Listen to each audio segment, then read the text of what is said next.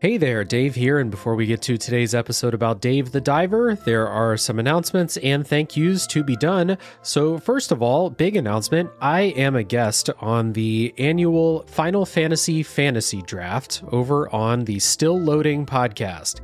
The Final Fantasy Draft is like fantasy sports, where we draft the components of Final Fantasy games to create our own Frankenstein's monster, but trying to create the best Final Fantasy game. Again, that's over on the Still Loading podcast.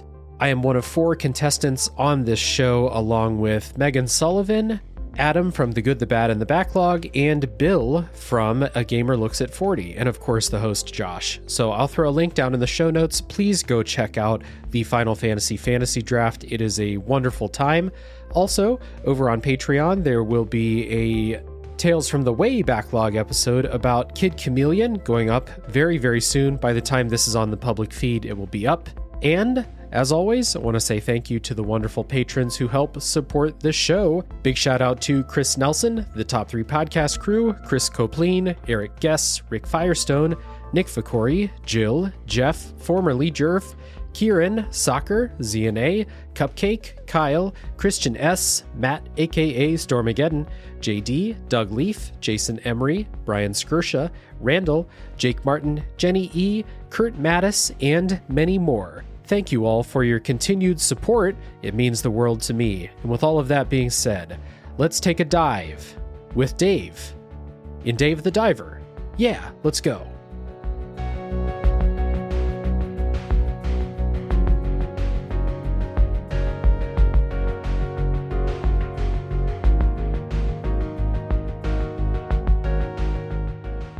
Hello everybody, my name is Dave Jackson, and you're listening to Tales from the Backlog.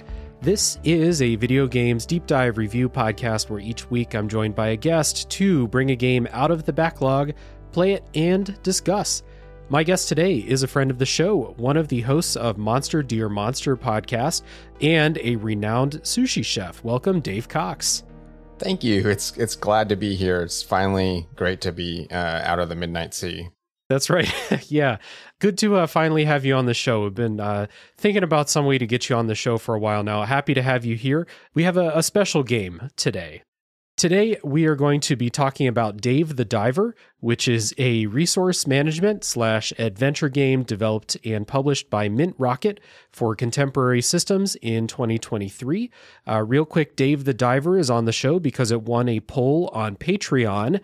It was submitted for the poll by Aaron Engel. Thank you, Aaron, for submitting this, and thank you to everyone who voted in the poll. All patrons can vote in future polls, so just a little quick plug for that if that sounds cool to you. And if this is your first time listening to the podcast, here is how spoilers work. We are not going to spoil the story in the early portion of the episode, and I think like the meatiest portion of the episode today will be non-spoiler, and then we'll warn you when spoilers are starting, and then you can leave if you don't want to be spoiled on what happens in Dave the Diver. You can also check down in the show notes. There is a timestamp for when those spoilers begin. So, let's get into it. What is Dave the Diver? We have prepared some elevator pitches to describe what this game is. I say, Dave the Diver. In Dave the Diver, you scuba dive to catch fish to serve in your restaurant, to make money, to dive deeper, to catch bigger fish, to serve in your restaurant, to make money, to, Dave, what would you say? What's the pitch? The pitch is you're on a sweet, sweet island vacation, and an old friend comes to get you to make you do work. When you put it that way, might be a bad omen for the rest of the episode, the rest of the game.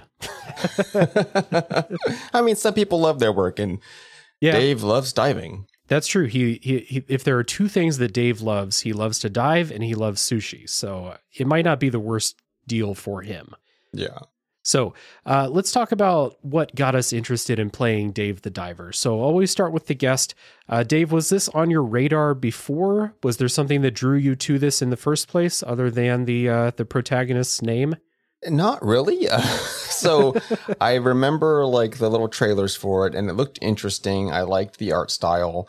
And it looked like it had a little bit of weird, and after playing, I think it's Subnautica, where you're diving down and there's some critters in the deep dark.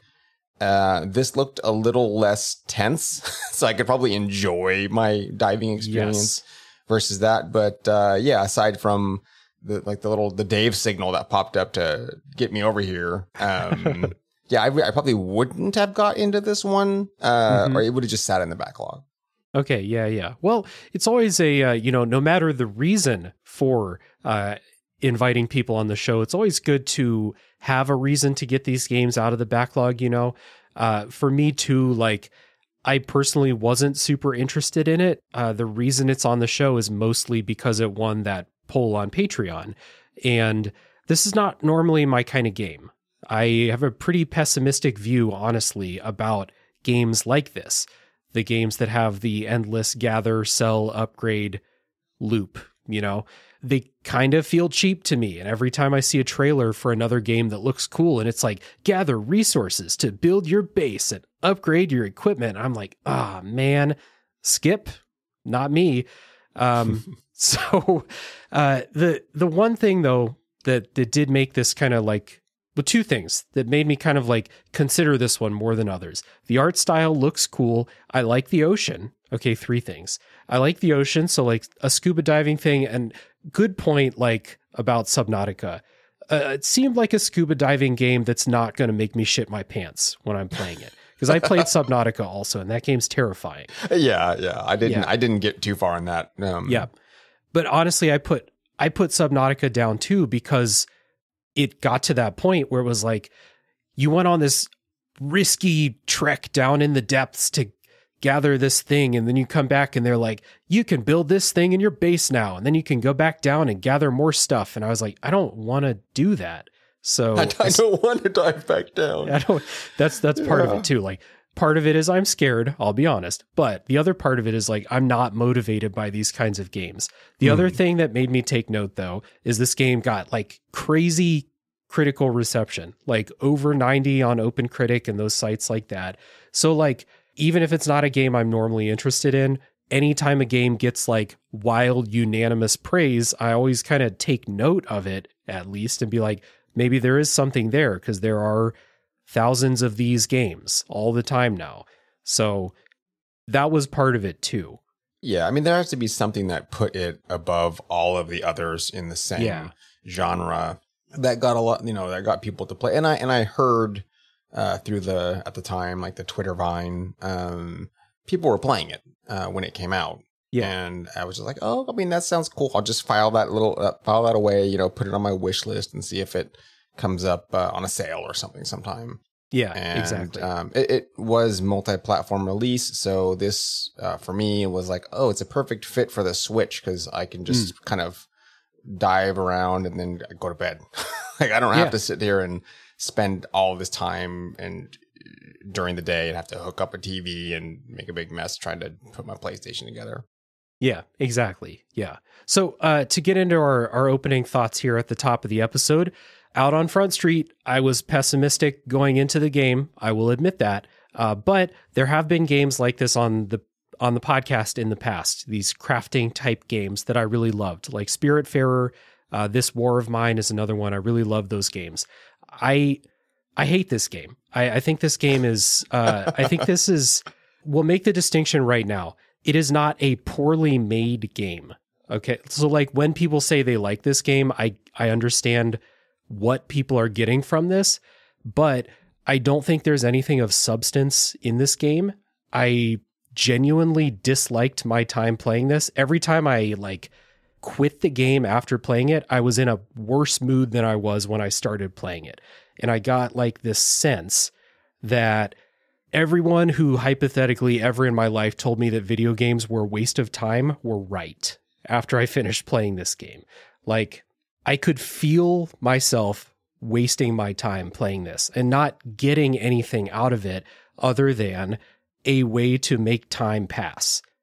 There are things to like about this, like mostly aesthetic things that I think are actually really, really good. But the story, the gameplay, none of it did anything for me. It's one of my least favorite games I've ever done on the podcast. Well, that's, I can't even say it like this faint, but it's like a damning praise. Yeah, that's, I don't know that that's the feeling I got from it, but I'll get into that in a minute. Yeah, for sure. Do you have any like opening thoughts here about just generally how you feel about the game? Yeah, so I started out the same way where I felt like, oh no, I've given myself podcast homework. I don't like to feel like, oh, it's homework. I want to enjoy the thing I'm doing because I have limited free time. So yeah, I booted it up in the first, I think, hour or two, maybe 3 hours. It's what it felt like. I'd put a little bit of time into it, do a couple dives, and I was like, oh no, I have to do chores at night and little mini games that I don't like. And the problem is it's on the Switch, which was a great idea, but also now everything's very tiny and I have old man eyes and I can't always see what the prompts are. Yeah. So it became like a chore. And then I got a little further into the game and it unlocks, I guess, I can't say that they're quality of life concessions, but it's putting in systems that I felt like it should have led with rather than like kind of hamstringing you from the beginning. I don't need that kind of progression. My Dave is a professional diver. This is what his job is. This is his livelihood. Yeah. Like he doesn't know what dive gloves are. There was just silly things. I'm like, okay, I should have been kitted out for this like from the beginning and just left to like roam. So as those things were added in, I did get a better sense of, okay, I can see what people like, why they might be having fun with this. And so I started to have some fun with it. And then it just kept going. And it's more of a feeling of, okay, I'm enjoying the thing that this is putting down, but I'm not going to enjoy 20 something hours worth. Yeah. Because I was like, oh, let me look up how long to beat and no problem. And it's like, okay, 26 hours. Just, all right. Yeah. This doesn't have those kind of legs. Right. You know? Yeah. It took me 18 hours to beat it. And I did not do a single bit of side content in probably like the back half of the game. It's another thing we'll talk about when we talk about like what this game is asking you to do. I didn't feel like any of that was worth my time. So I skipped all of it. Still took 18 hours to beat. So it's not a short game. And I can see, like I have seen other people put many, many more hours into it if you really like click with it. I can't fathom that. No, me either. And again, like before we dive into it, and I'm going to have a lot of like not nice things to say about this game. I do think again that this game is not like poorly made, or that there's like these huge problems with like, things that don't work or anything like that. And I'm not sure why I viscerally disliked it as much as I did, but I did. And it's not like I was grumpy about video games at the time or playing games for the podcast, because all the other games I was playing concurrently, I was having a great time with. So it's just Dave the Diver for me. Well, and some of that could be soured by comparison. If you're enjoying something else and then this one's just not really clicking, you can get a feeling of, well, I could be playing the other thing I'm liking. Exactly. And so then it becomes like it's an extra step. Like, okay, I've got to boot this thing up, got to do it for something that I said I was going to do. And then now I'm resenting it. Yeah. And now I'm resenting Dave, and Dave's otherwise fine. Yeah.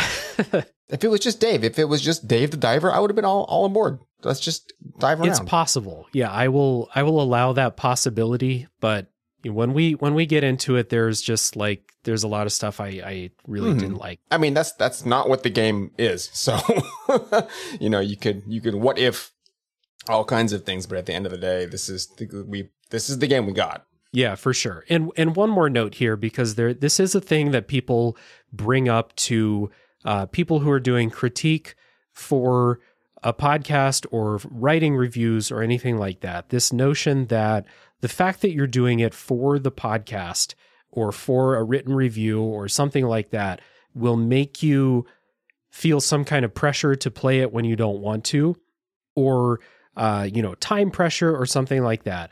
I was not under a time crunch at all. I finished this game several weeks ago now. And like I said, I very rarely feel like it is homework to play the games I'm doing for the podcast. 3 other games I'm playing concurrently, like right now, don't feel like homework. I'm having a good time. It's what I would be doing anyway. Yeah. This one felt like homework. And I think part of it too is that it's like, well, I'm playing Lost Odyssey right now, and I'm enjoying playing Lost Odyssey, but I can't play Lost Odyssey right now because I need to make Dave the Diver progress. And this one did actually feel like that type of like, you got to take your medicine before you're allowed to play the thing that you really want to play, which, just unfortunate. Yeah, I mean that's that whole resentment angle, and I guess I'll go for full disclosure. If we're because this is a review format, I did not finish this game. I made it about 10 hours in, and I just kind of like that's when I went I'll look up how long to beat, how much more can there be, and then I'm going, wait, I'm still in chapter 1. There's a lot more of the game, and I do not have the time. I'm very busy. I have a lot of other podcast obligations. But it's not just that. It's just real life, like everything. I do a lot of stuff.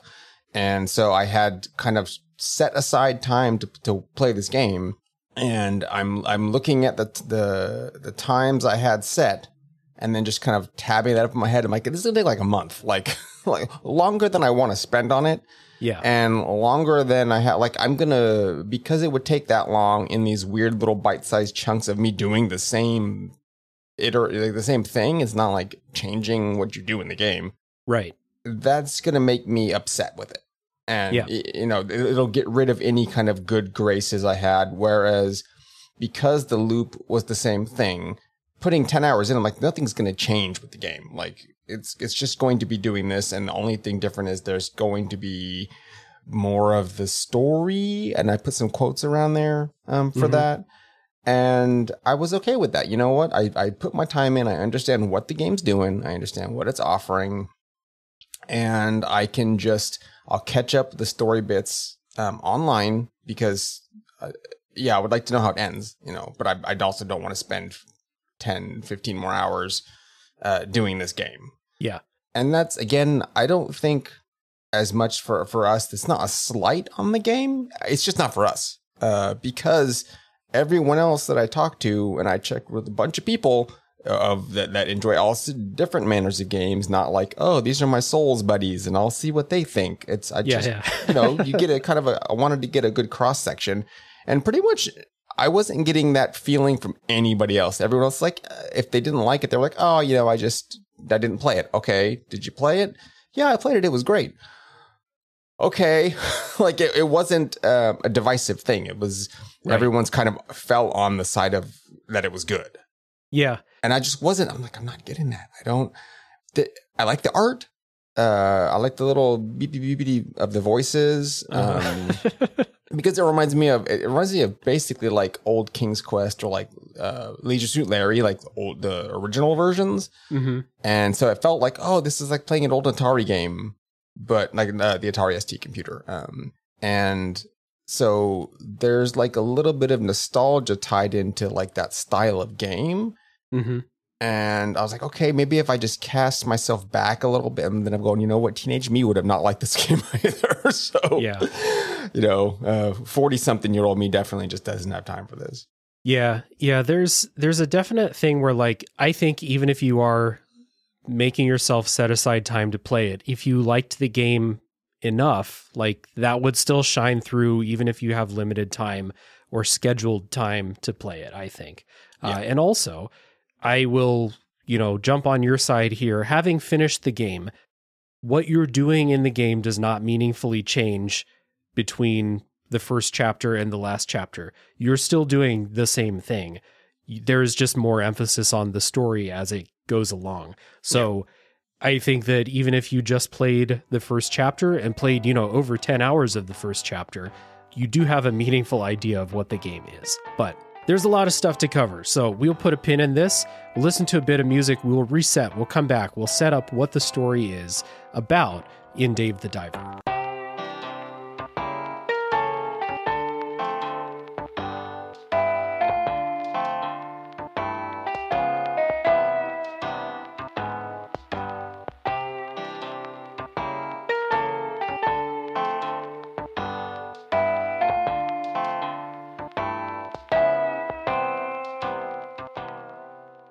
In Dave the Diver, you play as Dave, who is a diver, a skilled diver. And at the beginning, he's approached by his friend Cobra, and Cobra has a business opportunity over at a place called the Great Blue Hole, which is similar to things in the real world, just a big-ass hole in the ocean. Lots of biodiversity and stuff down there. There have been strange phenomena observed at the Great Blue Hole. They say the layout of the depths change every day, and that means an opportunity to source seafood for a sushi restaurant. So Dave is tasked with helping the sushi chef. The chef's name is Bancho. Dave is going to go down in the depths, gather seafood, and then at night go up and help in the sushi restaurant. Now, complicating that, quick little setup is there are strange earthquakes happening around. So they feel unnatural in a way. So there's some kind of unnatural thing happening down in the Great Blue Hole. But this is the story setup for Dave the Diver. You are just kind of chilling out here. You go diving during the day, you go help in the restaurant at night, and then all the while investigate what's going on down in the Great Blue Hole. So what did you think of this story setup? Did it intrigue you at the beginning? Yeah, so reading through the wikis to kind of catch up on the story stuff toward the end, just cemented like my feeling of I would have watched this as like a sci-fi movie, like a just movie on the Sci-Fi Channel. Or even something kind of like Lost, just do like a short, like 8-episode little series. Just like the mysteries of this blue hole, and that, a diver comes in, and you could have so much fun with it. And so I liked the setup. I liked the mystery. I loved this like kind of sort of Return to Blue Lagoon / Abyss, all those. I like those kind of movies. So this has a very cinematic feel to it, despite it being like these low poly graphics. Yeah, it could be like a summer blockbuster type of movie, or like it's almost like Jason Statham in that one movie where he's fighting the giant sharks or something like that. The Meg. Yeah. Yeah, no, it's like that. Like whatever that. There's that Chinese production company. Maybe they can make a movie out of this. They seem to like to produce stuff like this. Yeah. So that setup is interesting. And like, the simple thing, you go down, you get sushi, help out in the sushi restaurant at night. And then there are these mysteries that are teased really early on. So there's the earthquakes. There's a giant squid that's going around like destroying stuff. And then they also find an artifact from like this ancient civilization. So there's another like story thread that becomes important as you go on.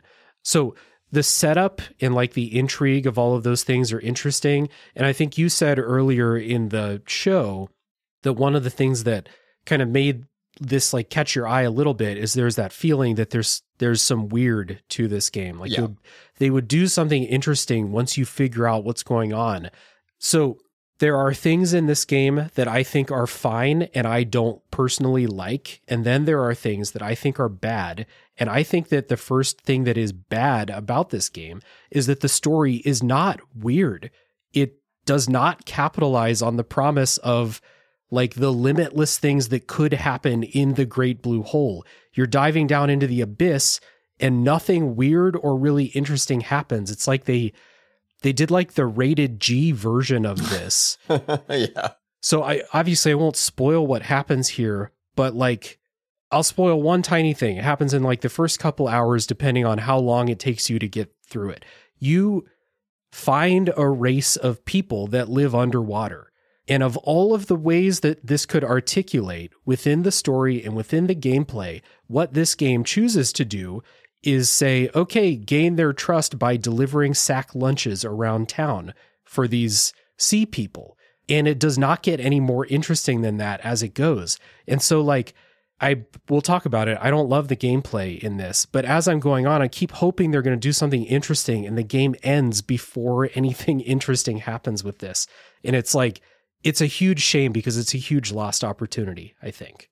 Yeah, and that's something that even as far as I got into it, they're teasing things, and I read, of course, how all that pans out, and I'm just like, I don't it's doing the bare minimum and like surface level archetype of not really the characters, but the plot. Yeah. Like the little bits it's checking stuff off a list of what's in this kind of genre. Like check. But it's not even giving you enough of it. It's just like a little inkling. Okay, we checked that off. It appeared. In the same way that there's a lot. So the creators of this have a love for movies and I think multimedia that are in this genre. Yeah. There's nods to like Michael Bay and just like it's just like schlocky popcorn Hollywood like blitz movies, and some B movies and things, but that's all it is. It's just like some lip service to that, but it don't do anything with it. So that becomes a little bit disappointing. Yeah. To its credit, a couple things to its credit for sure. I think it's a pretty funny game. So like things that happen are always presented through that like blockbuster or even like comedy lens, I guess. There's like very little in this game that's presented in a serious light. So I think like humor is kind of work differently for different people, but I did find this game to be pretty charming. And keep in mind, I was often in a bad mood when I was playing this, and I still found a lot of things funny. So that is a credit to this. I think one thing that I think exemplifies the humor is some of the side characters that you meet are pretty cool, pretty funny to go hang out with, go talk to.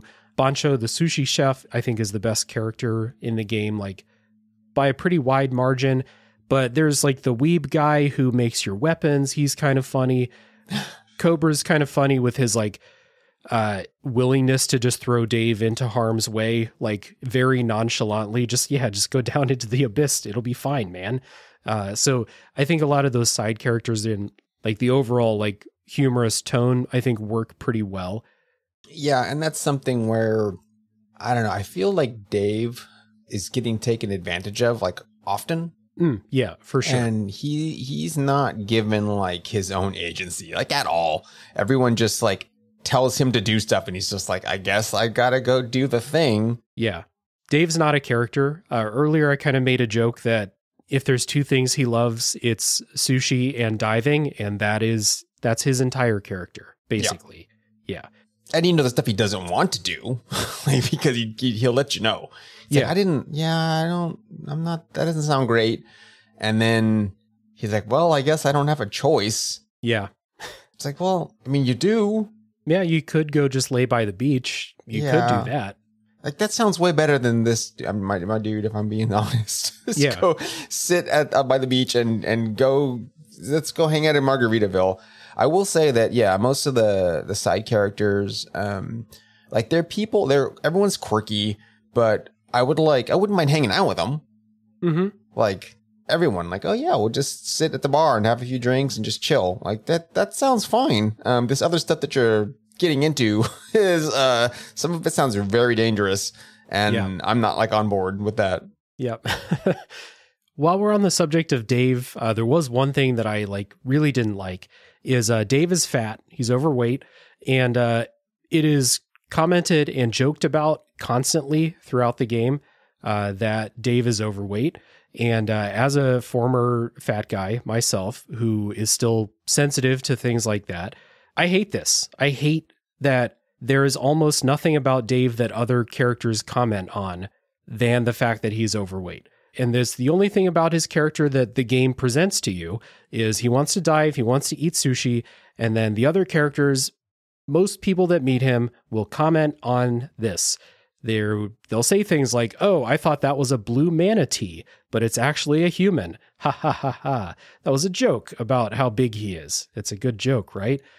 I hated this. I don't know if other people are sensitive to this, but like for me in my own personal experience,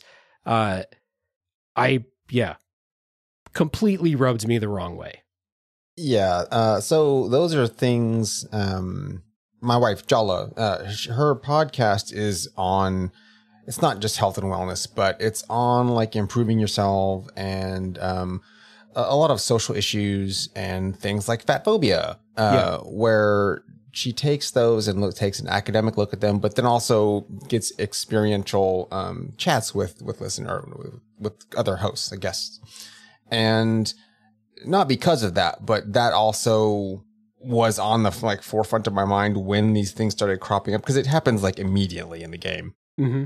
And yeah, it was in poor taste. They kept doing it. And I was like, no, I love this little roly-poly dude. Let him dive. He's so graceful. It's fine. It's not a, none of that's just him. It's not a flaw. That's not something you have to point out. And if you're you do that, but then you don't acknowledge all the stuff that he's doing for everybody. Mm-hmm. None of the things can move forward in this game except without you doing it as Dave. Yeah.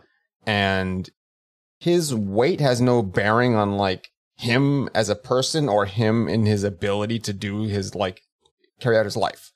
Yeah. And for it to be used as this, to make him the butt of a joke when he's the one taking care of everything for everybody. Mm-hmm. It was really shitty. I didn't like that either. So yes, when I said everyone's cool to hang out with, except for that part, because everybody had to stick him in the ribs. I'm like, come on. Yeah. This dude, he's he doesn't get a lot of character, but he seems like a pretty cool dude. I don't think you needed to go that far. No one else is making fun of Bancho for being bald or Cobra for having a bad mustache. Yeah, or for the other guy for his his anime and girl group obsession. No one jokes about anything about anybody else. Yeah. It's just Dave being fat. Yeah. Speaking of Jala's podcast, I was on her podcast on the episode about weight loss and just the whole topic around body image and weight loss. So this is something that I do care about. And I do recommend people go listen to that episode, especially people who want to hear something from me that's not about video games and something about my real life. That episode was really good conversation, as Jala's show always has. But it's a topic that I care about. I think this game was really shitty about it. It's a minor part of the game, but it's just everything else about the game is so charming and, fun that everyone just constantly taking pot shots at Dave for being overweight is just oh man, this sucks. Why are we doing this right now?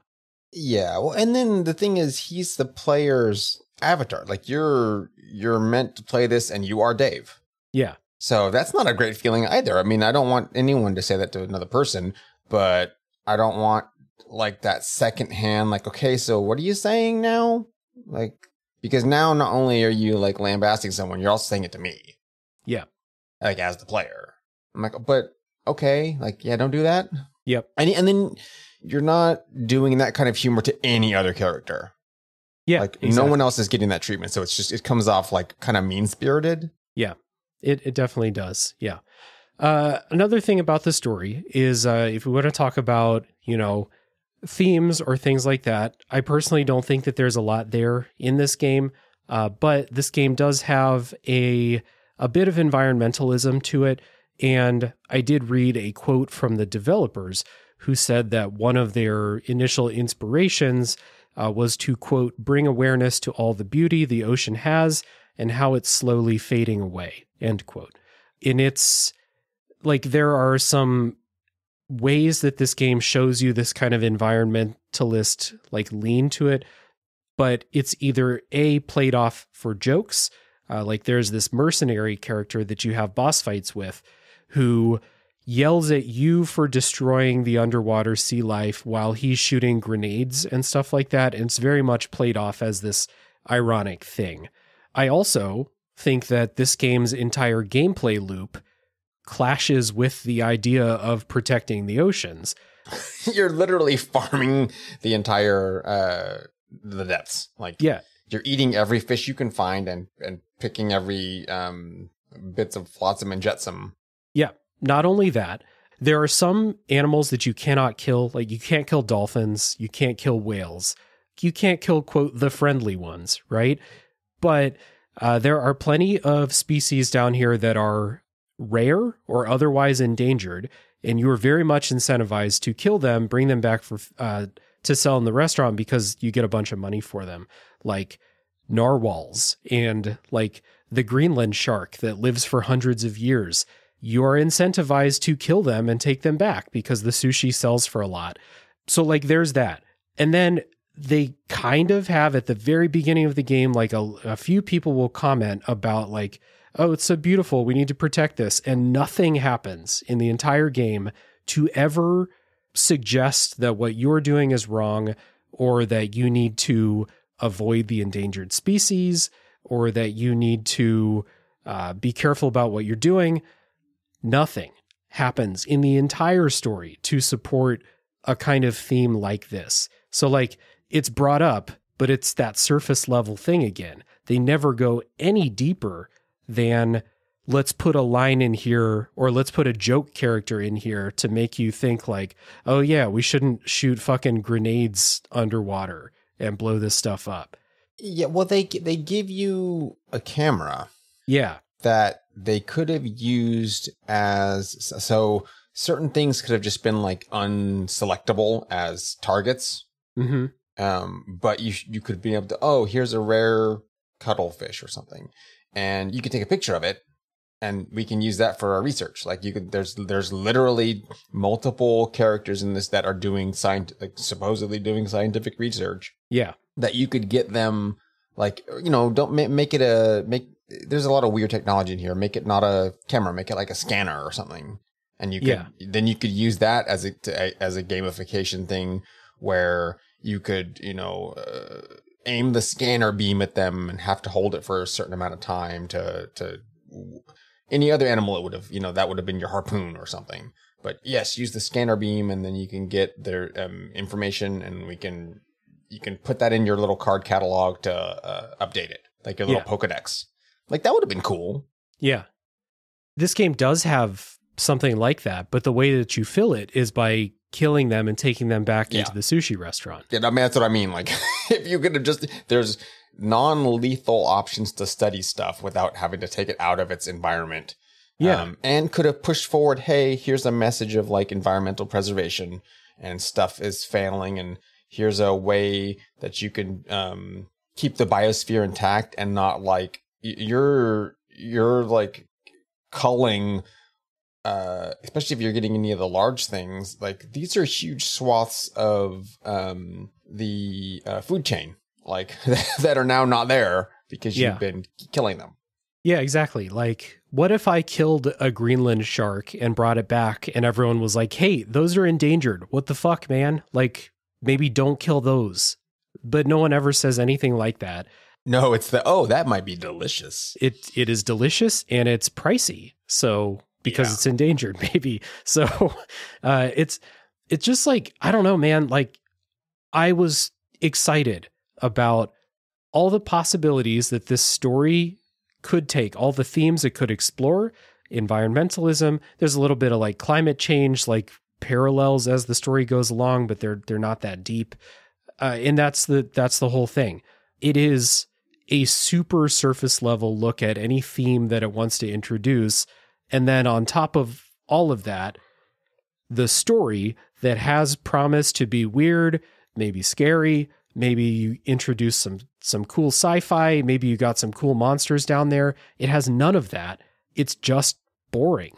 And so if you're in it for the gameplay and you just want to like click through all the conversations, that's fine. But like, that's not what I want out of a game. And that's not how I will look at a game for the podcast. So I left this story incredibly disappointed. Like this is boring, and it sets up a theme and then like goes completely against that theme with the entire like rest of the game. So not a fan of anything this game's doing with its story really, except for Bancho. He's cool. Yeah. I like him when he does his little fire inspiration thing. Yeah. Quick thing. There are 2 DLC packs with tie-ins with Godzilla and with the other game Dredge, which I did cover Dredge on the podcast. I like that game. It's another one of those crafting games. I like Dredge because Dredge is a weird game. It's very weird. And I like what it's doing. There are DLC packs. They're both free. They're both really short. They're both pretty, like the Dredge one especially is pretty insubstantial. It's just a way to make a bunch of money with a little bit of Dredge flavor. The Godzilla one actually does have some like Godzilla content in it. I'll talk about it in the spoiler section. I just want to point these out because they're free and they're pretty cool. And even if they are short, they're free. So like, I'm not going to complain about free DLC that's just a half hour long. It's free and I get to see Godzilla. So that's cool. Always the way win. they presented it was pretty good. I liked it. So just cool that these crossovers are happening around the industry, especially with this game is not indie, but it is a common thing that we see more and more indie studios collaborating. Because, I mean, game development, trying to sell video games has to be so cutthroat. The competition is insane. Yeah. But there's a lot of these studios that choose to collaborate with each other. And I think it benefits them for Dave the Diver and Dredge to collaborate together, the developers. It helps them both, I think.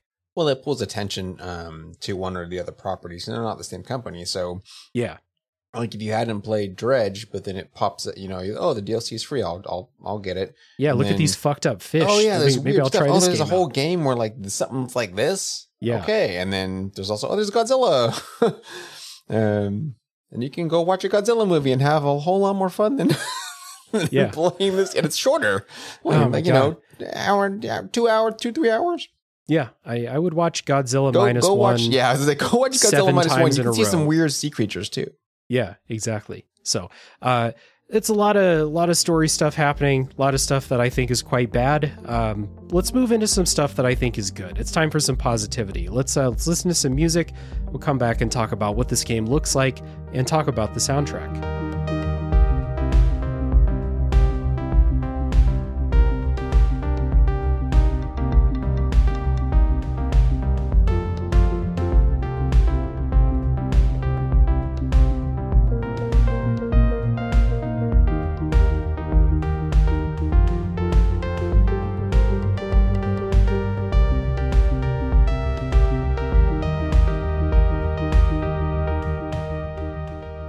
Dave the Diver is presented in a kind of pixel art, but like a 3D pixel art type look. It's not like that flat pixel art that you might see in like a 16-bit platformer or something like that.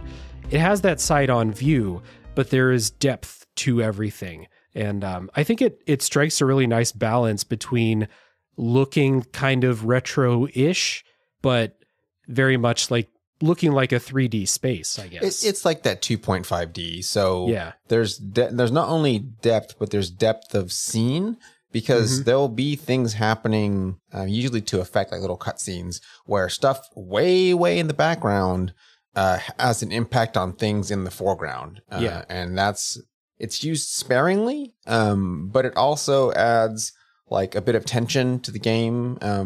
We mentioned that, you're diving down and it gets dark, and there's a idea that there could be something spooky. Whether or not that happens, it doesn't. But you're given like that field of view, and they play with it every now and then, and that's fun. So that's definitely a positive. Yeah, like we said, there's a giant squid around, and there's some parts where you'll be swimming around, and you might see that giant squid's eye in the background. You just be like, oh, it's watching. So the way that's presented is really nice. I like the little pixel, like 3D pixel sprites for the fish. I thought those were really cool, especially on the loading screens. It will just isolate those and blow them up so you can see like just these little recreations of all the animals. They're really good. There's a lot of detail in them, and I was really surprised. For like I said, I played this on the Switch, so my screen's very tiny, but you can tell even with a few pixels like what each fish is. Like once you encounter them enough, you can look and say, oh, that's a little clam, or that's a blowfish, and it puffs up a puffer fish, and everything has distinct animations. They all move like fish, and that adds a lot to the environment. You feel like you're underwater, and if they succeeded anywhere, it's with that. And that, I mean, they have to, because like it's an underwater game primarily. Yeah. The animations are great. I'm glad you brought those up. The animations for the fish, they're simple. They're not like super smooth animations like when Dave is swimming, but they're good. I like the way it looks. And special shout out, especially there are a lot of, we'll say, animated cutscenes. They're still in this pixel art style, but they are presented as like fully animated, 3D cinematic cutscenes. So they're always short, but like when you research a new dish, you'll see this thing of like Bancho cleans his blade, slices open a fish. Maybe he looks up to the sky, gets like a flash of inspiration, then gets to work making this recipe. Stuff like that. That or the animation when you like enhance a recipe. Yeah. And he like, I think he's sharpening his knife. And there's the fish tank of the sushi bar in the background. It's just black, and then you see a fish in there, and it's like staring at the whetstone. And then once the knife gleams, the fish is like, no, just because it's like he enhanced the recipe, whatever that means. Yeah. Stuff like that. There's also the one, my favorite one is you have these VIP guests that come in and make special recipe requests in the restaurant. And when you give that to them, it always plays some version of the famous scene from Ratatouille when the food critic tastes the food and is transported back to his childhood. They have a bunch of different versions of that type of scene, and they're all really good. So I love these. Yeah, those are fun. Just a little, so they'll do the same thing when you're upgrading like your weapon. Or I guess you're crafting a weapon, and the nerd weapon guy, like, he's like furiously typing on his keyboard, and you see his his favorite figurine on the desk, and I think his glasses gleam. It's fun little stuff. I wish that one had more variety because it just does it every time. You're just like, okay, I've seen it once or twice, but they those are full screen like little cinematics, so it's good. They're really good. So, visually, animation wise, this game is really nice. As far as sound goes, I don't like the voices in quotes, the little like that when there's typing. That really annoys me in most games. But one thing I did think was funny is there will be little like one word barks every now and then. Probably most often when you're in the restaurant, and whenever an order is ready to go out, Bancho yells dish, and you go back and pick it up. I like those little touches, but luckily this game's not super talky. So like you're not sitting there listening to him for like minutes at a time. No, it's like a couple seconds usually. Yeah. Not a huge fan of that, but not a big deal. Music, I think, is fantastic. Really, really good. Composing credits to D'Anthony Wooten and Jukio Kallio. Hopefully I'm saying those names right. I love the soundtrack. It's probably my favorite part about this game.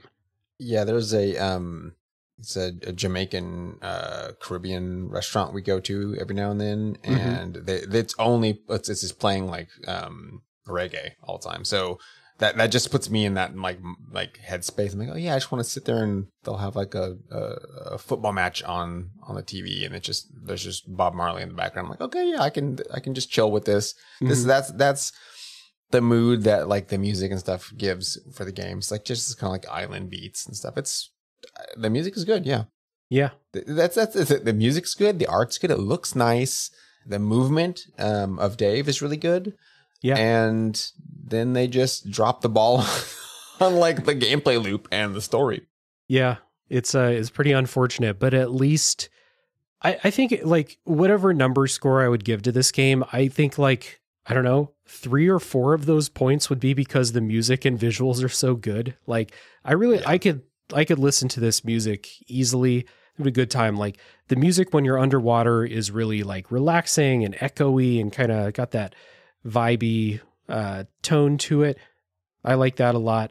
When you're in the sushi restaurant, it has like this, lo-fi hip hop type sound, but with a little bit of like East Asian instrumentation, gives a little bit of flair to it. It's got like this melody that plays on loop when you're in the restaurant. That's pretty good.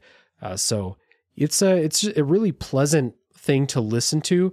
So like, especially for me, playing a game that I dislike, at least I get to listen to some cool tunes while I do it. Like, I shudder to think, like, what if I hated the music too? I would have like sold my PlayStation or something. Yeah, it's a deal breaker if there's no good tunes. Yeah, but this is good. And and that's because like cosmetically, I dig the game. Like if it's just on surface level, like if I look at a screenshot or when I'm playing the game, no, this is great. It really just needed to be like an 8-hour game, maybe. Like cut it more than in half, and all the vibes, all the fun stuff that it just had, like the vibe that it's bringing and the atmosphere and the genre. Like I like those things, cut out the crafting, cut out like the busy work, the weird fetch quests and stuff. Don't have that in there. Like make this a clean, tailored and shorter experience. If you have a message, we kind of outlined a few ways that you could like have included and put like an environmental message or whatever you wanted to put in there, and would have made the thing like a more snappy and positive experience. Mm-hmm. But we'll talk about the gameplay and everything, and kind of that is where the sticking points are. Yeah, I think it's time. So let's give people some more of that good stuff. We'll listen to a bit more of that music. We'll come back and talk about what it's like to play Dave the Diver.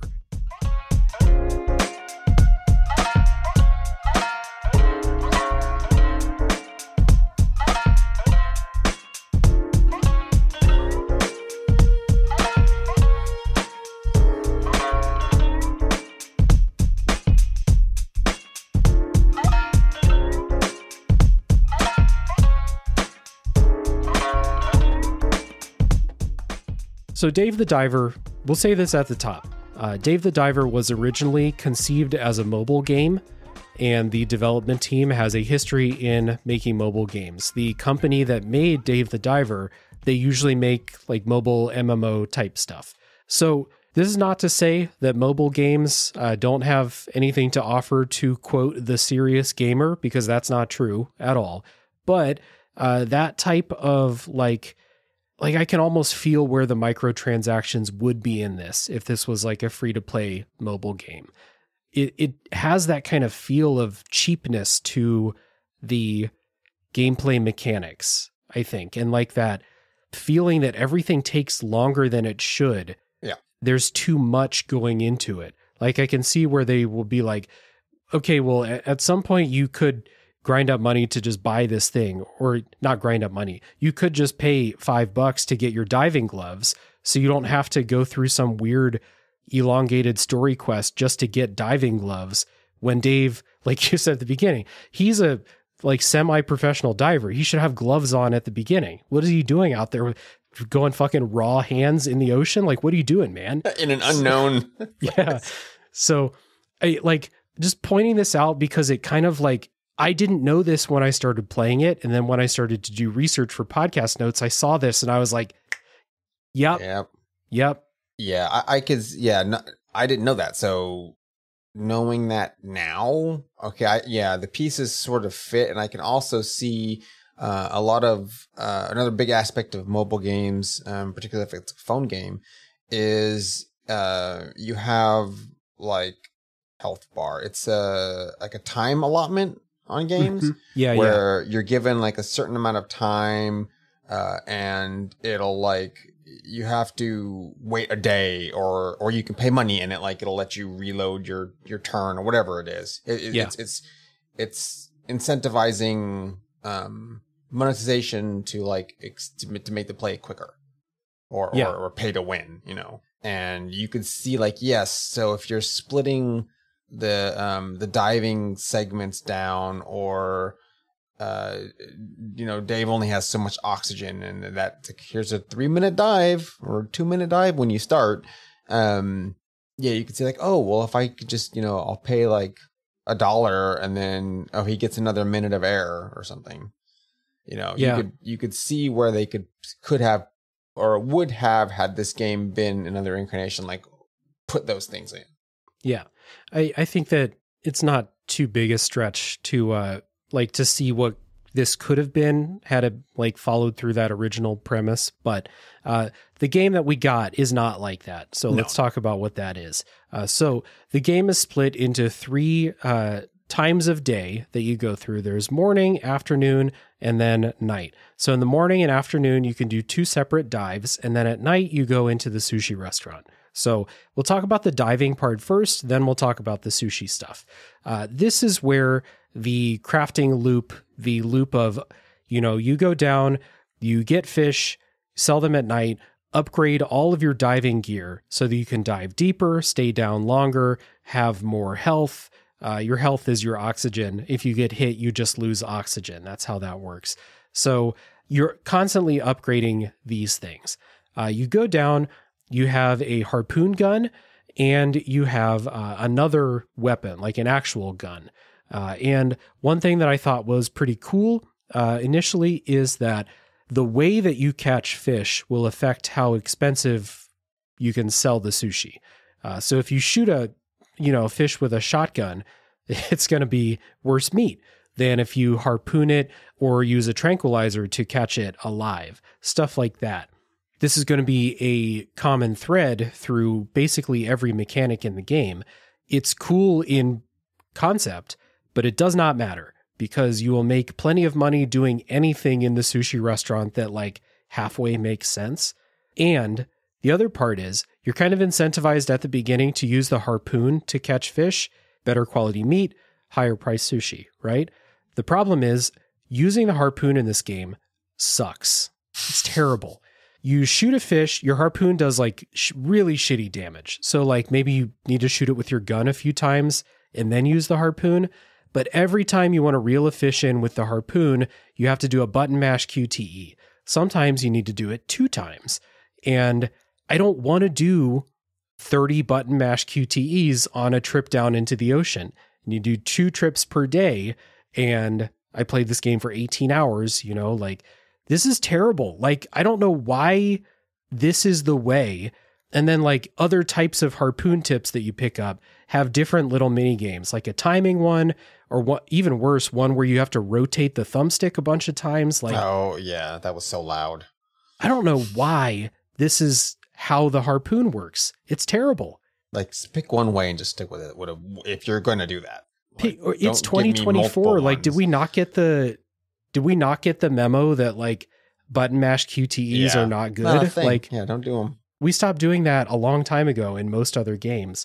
But instead, this game is like, here's the thing we want you to use to get better quality meat. You have to do a QTE every single time you catch a fish, and most of the time you'll have to do that QTE 2 times. Yeah, at least. Sometimes more. Yeah.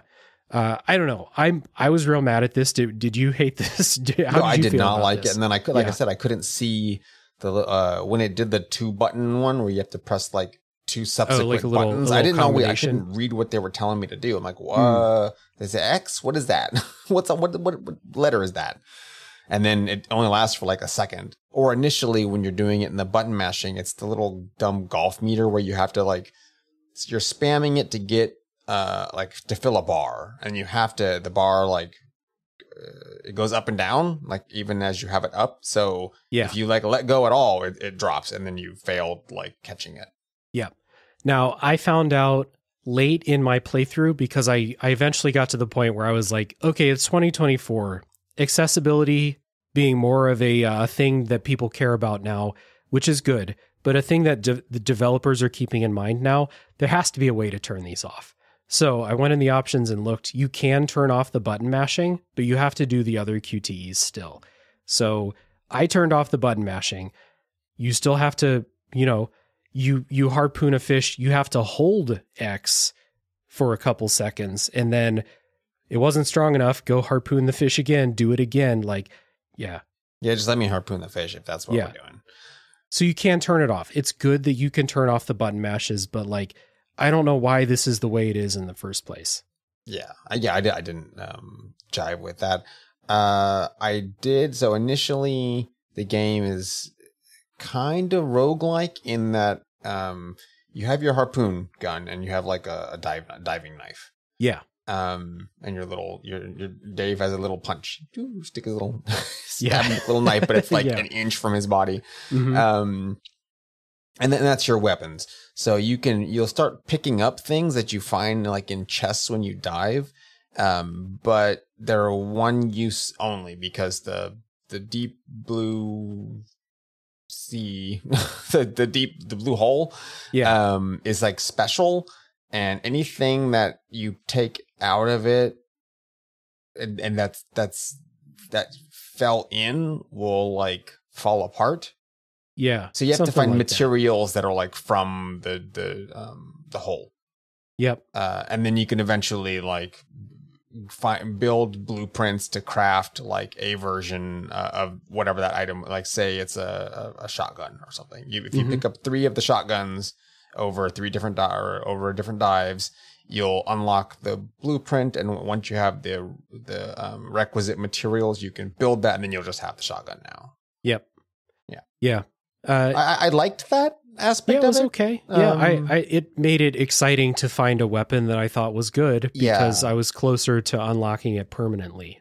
I kind of wish instead of unlocking it permanently, they just had like 20 weapons or something. And you just randomly found like, I have the trebuchet, just something really weird like from these chests. That would have been fun. And that's not the melee weapons are fun. There's a lot of those, and those are weird ones. Like there are some weird ones. Crappy sword. Here's your sharp sword. Okay.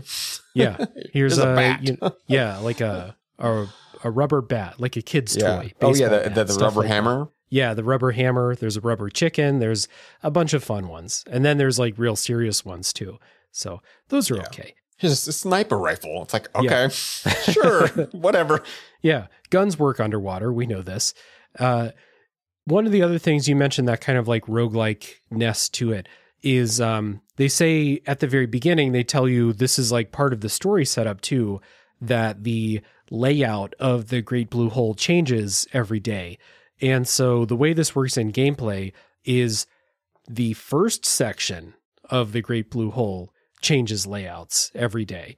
The deeper sections do not change at all. So like, figure that out. How does that work? But usually like the draw for this in a roguelike, like these proc gen levels or shuffling things, is to give you a feeling that every run is different. And in Dave the Diver, that is not the case. Every run in the shallows still feels exactly the same. Yep. The same fish are there. There are, no new environmental challenges. The thing that happens, though, is that there are these like subsections of this shallow area. There's one called like the Limestone Cave, and then there's a shipwreck and stuff like that. Those things are not always available depending on what the layout of the day is. So this happened to me at least 2 times. I don't know if it happened to you, but the story is telling me go to the Limestone Cave for something. And I dive down there. I could not mentally map where the Limestone Cave was at all. So I'm scouring this area and I can't find it. And then I realize it's not here today. So I just wasted my time. I can collect fish, I guess, but like, I don't need more fish. I got plenty of fish. So I guess I'll just go up to the surface and like skip diving in the afternoon and try again tomorrow. Like, I think shuffle the thing up, but like leave the key parts of the level in there every day. Like, I don't know what purpose this is serving. Like, there are so many things in this game that like don't make any fucking sense. I don't understand it, man. Like, why would they do this? They're like, go to the shipwreck. Too bad the shipwreck's not here today. Go lay in the street and come back tomorrow. Like, look, we gave you the option to advance time. Yeah. But you still got to go dive and check. Yeah, you're only going to know that it's not there after you went. I know. Yeah, you went and checked. Yeah. Oh my God, it doesn't make any sense. Like, I don't see it. I guess I'll just take the little bathysphere back up. Yeah, exactly. So yeah, I guess I'll go catch some more lionfish to serve to people tonight. So that's that. There are also times when like, maybe you go down to like a brand new area and there's a story purpose that you're chasing down there. And the game will like, I'm going to say it felt like this. It's probably like what Murphy's Law type of thing, where I just remember the times that it pissed me off and not the times that it didn't.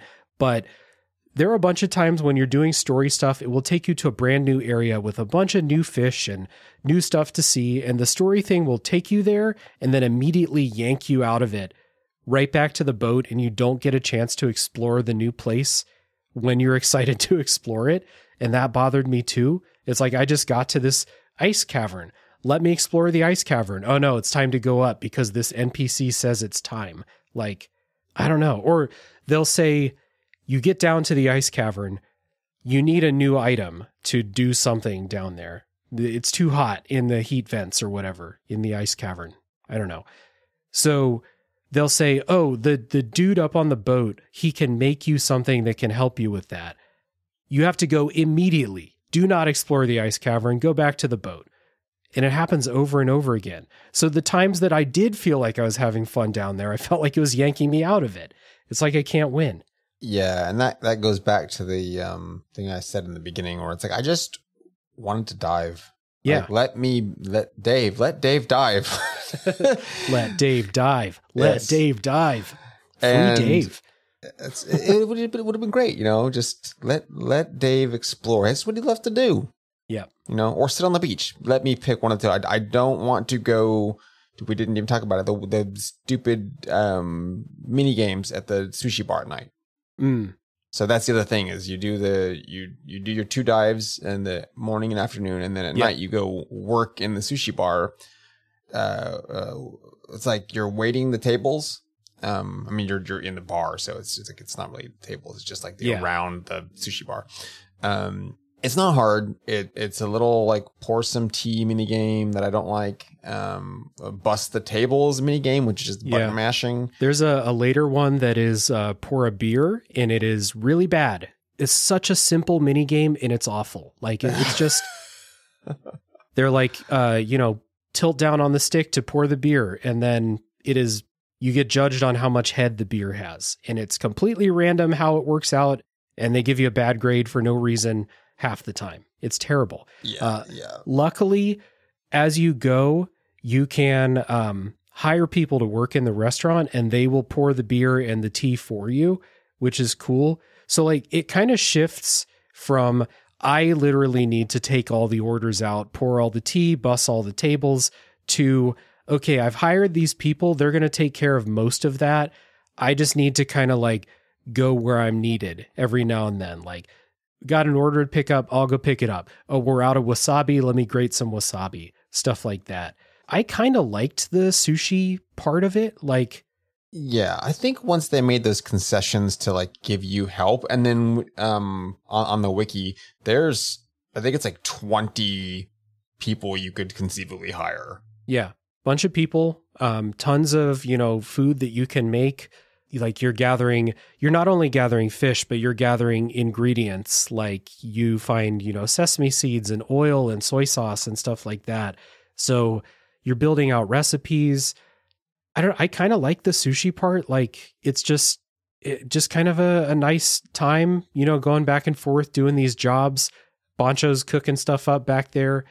But like, it's not what it could have been, because like everything else in this game, it's just kind of like they made it and it works, and that's it. There's no substance to what you're doing in the sushi restaurant. Like you don't have to really consider what you put on the menu, except for like once every in-game week, there will be like, it's tuna day. Try to put tuna on the menu. But the rest of the time, everything's fine. As long as the food gets out in time, everybody loves it. There's no like, this dish is much more popular. Hey, maybe we should make more of this. Dave, I need you to go get more mackerel down there. Like, stop bringing jellyfish back. The people like mackerel. Like, there's none of this. No. I just picked the most expensive things I could put on the menu because people would just order it. Didn't matter. Yeah. There's no like, hey, everything you put on the list is too expensive. People don't have budgets that come to the restaurant. They will just order whatever's there. And the other part of it, I think, too, is there are no real stakes to how you perform in the sushi restaurant. Like, as long as you catch fish and fill the menu each night, You'll make enough money to get your upgrades. You can't really fail a night at the sushi thing unless you like get super overwhelmed and refuse to hire workers or something. Like it feels like a game that plays itself as long as you put in the minimum level of effort. And yeah, I don't know, like it's the same with catching fish, by the way. It's really easy to catch fish. Like, don't piss off a shark, otherwise you'll be fine. And then later on, you can fight all the sharks you want. Yeah, it gives you the tools to deal with any of the situations, really, eventually. Yeah. Like, it's that little drip of like, here, struggle doing the busing for like a little while. Oh, now you have people. Yeah. You know. So it's like both of these like main gameplay things, catching the fish, bringing them back, doing the sushi restaurant, like it works. It's functional. It keeps you busy, but like there's no soul to it. I feel like the only soul to it is from aesthetic things. The music is great. The animations are great, but like, I don't have to make any decisions about what I do in the sushi restaurant. I literally just pick what's most expensive. And it doesn't matter if that costs $300 or $25. It's fine. Every single time I did the sushi restaurant, it was fine. No, nothing really required of me except to be there.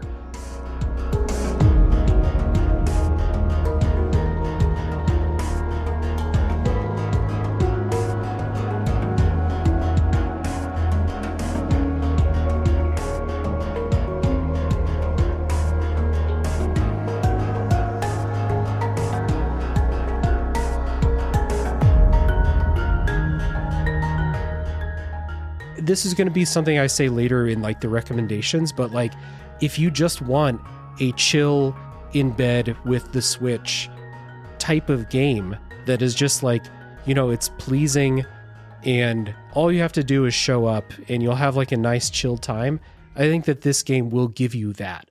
But like, that's not really what I want. If you're going to ask me to go down and, you know, scuba dive, do the sushi restaurant management, like, you got to require something of me, and I don't feel like this game really does.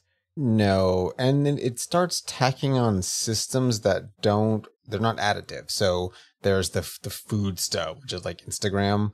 The customers come in and they can take like little pictures. It's all hands off. They're just doing their NPC thing. Yeah. There's the fish farm. There is the vegetable farm. The restaurant management app, which doesn't actually let you manage anything, which was making me upset. Because let me hire from the app. Let me do the stuff that like, that way I don't got to do it at night. Yeah. Like that's why I thought you gave me this app, but all I can do is monitor like the status of the restaurant, which I don't care about because I'm just sending fish there. Yeah. And the restaurant's fine. Like, spoiler alert, the restaurant is fine.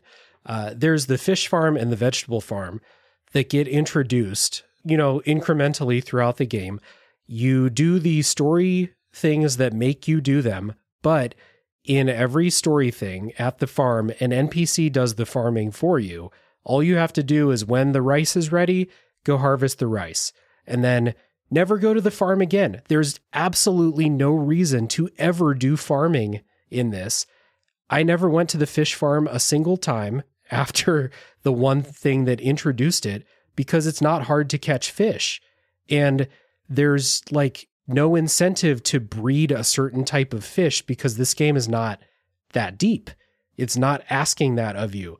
So exactly like you said, they introduce these other systems that just feel like they're there because people feel like they should be there, not because they actually like are going to help you do well. I maxed out all my shit. Like, I didn't need money. Yeah. They don't add anything to the game. They just bloat. So it's just more like, I didn't want to like turn on the little phone, your little pause menu phone. Cause I'm like, it's making me think I'm looking at my Twitter notifications. Like I don't want to open this thing up. Oh, there's phone call messages. I don't know. I just wanted to go dive. That's adding stress to me on a game that like is otherwise chill. But if you're making me do or giving me the option of like, here's the busy work you can do, to go fill out your little fish Pokedex, go do that. I'm like, what? Yeah, why? because it's not giving me anything. I'm not getting something from it. Yeah. So yeah, those are a big miss. Like initially when they popped up, I was like, oh, that's kind of cool. And then like none of them did the thing I thought that they were going to do. So then I was like, well, I just won't engage with that because that's just stressing me out. Yeah. You like they introduce a farm and you think, oh, okay, like maybe people are going to start wanting recipes that have vegetables in them. So I'm going to need to grow vegetables to do that. But the only people there are these VIP customers again, and some of them might say like, I want this recipe with eggplant. So you got to grow some eggplant. An NPC grows the eggplant for you, like offers to do it and does it without you asking them to. So like zero input on my part. I just show up 3 days later and get the eggplant. You don't even have to go water it. The NPC will do it for you. So it's just, again, stuff that feels like it should be there because this is that type of game. Now, one thing that this game gets a lot of credit for is for mixing up what you're doing with other types of gameplay, boss fights and set piece things, we'll say, like like chase sequences. There are chase sequences. There's a part where there's a big side-on fight. I don't want to give too many things. There's a mini game for like chopping vegetables and stuff like that at certain points in the story. There is a side-on stealth section, stuff like that. This game gets a lot of credit for adding in new gameplay modes. Now, I know that you probably didn't see a lot of those during what you played, but I'm sure you got to a boss fight or two, maybe a couple of these things. What did you think about these, non-diving, non-sushi gameplay things? It's additive. I think that they're sprinkled throughout the game at enough intervals to where it still feels fresh every time you run into something like that. And then I read through the other encounters and I'm like, oh yeah, that would have been cool had I stuck around for X amount of hours to go to see that. And they're all like narratively interesting, like with the boss battles and things that pop up. Okay, it serves a function, and it's giving you something different. Okay, that's fine. But again, the game is padded so weirdly that the goodwill I think that those things interject would be lost on me by the time I get to them. Like, okay, you're changing it up, but like I've been doing the other same stuff for hours, and like that's not this. One or two fresh things isn't enough to like carry me through the game and go, okay, I can't wait to see what the next weird one is. Yeah. I'll say the bosses I thought are pretty good. Like they're my favorite gameplay thing in here. The presentation of the bosses is cool. You get like this, split screen, like title card, basically when the bosses come up. It's really neat. The bosses have, unique move sets. There's usually kind of puzzle element to figuring out how to damage them.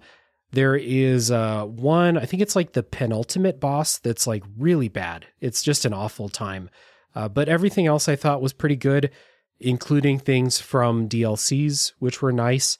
The other stuff though, like the chase sequences, there's a laser cutting mini game that you do. I thought a lot of that stuff is just like, it does shake up what you're doing. Like so it's not just like continuous diving all the time. Like I'm doing something different. So there's novelty in that.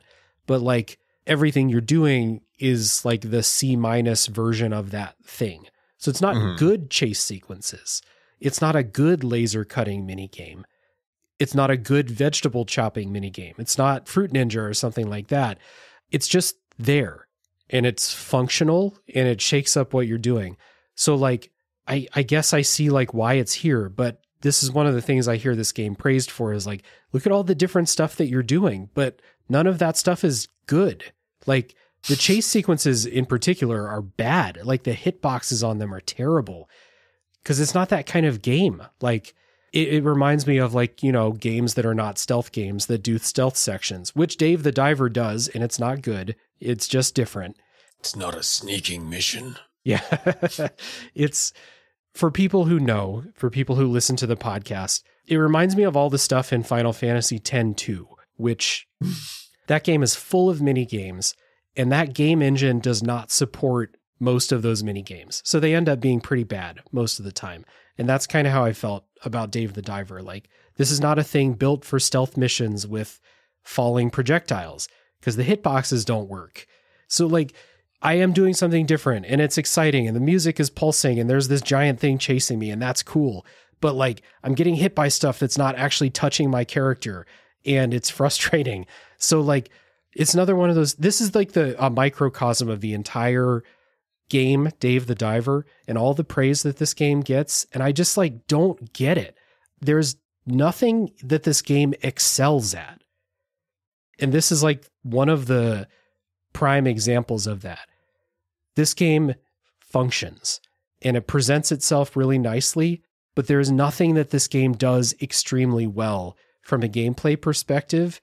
And I just don't get why this became the one, you know? Yeah, the praise heaped around it and like just the expectation, all of those, I mean, I was cognizant of them, and that made me super wary when like I fired the game up and I was like, well, hang on, because again, this is just like, it's not stellar at the things it's doing. It feels honestly like they were cooking and then they just started throwing stuff at the wall. Like, well, let's see what sticks and see if it's ready. And then they didn't stop throwing everything. Yeah. It's like, well, you put in all these features, but they're not additive. They're not cohesive. Each of them don't work independently, and they're not like working like in synergy. So it's extra stuff that's making me like not able to, I just want to go dive. Yeah. So now you're making me pay attention to a lot of other things that I realize ultimately I don't even need to bother with because they're not actually doing anything. Yeah.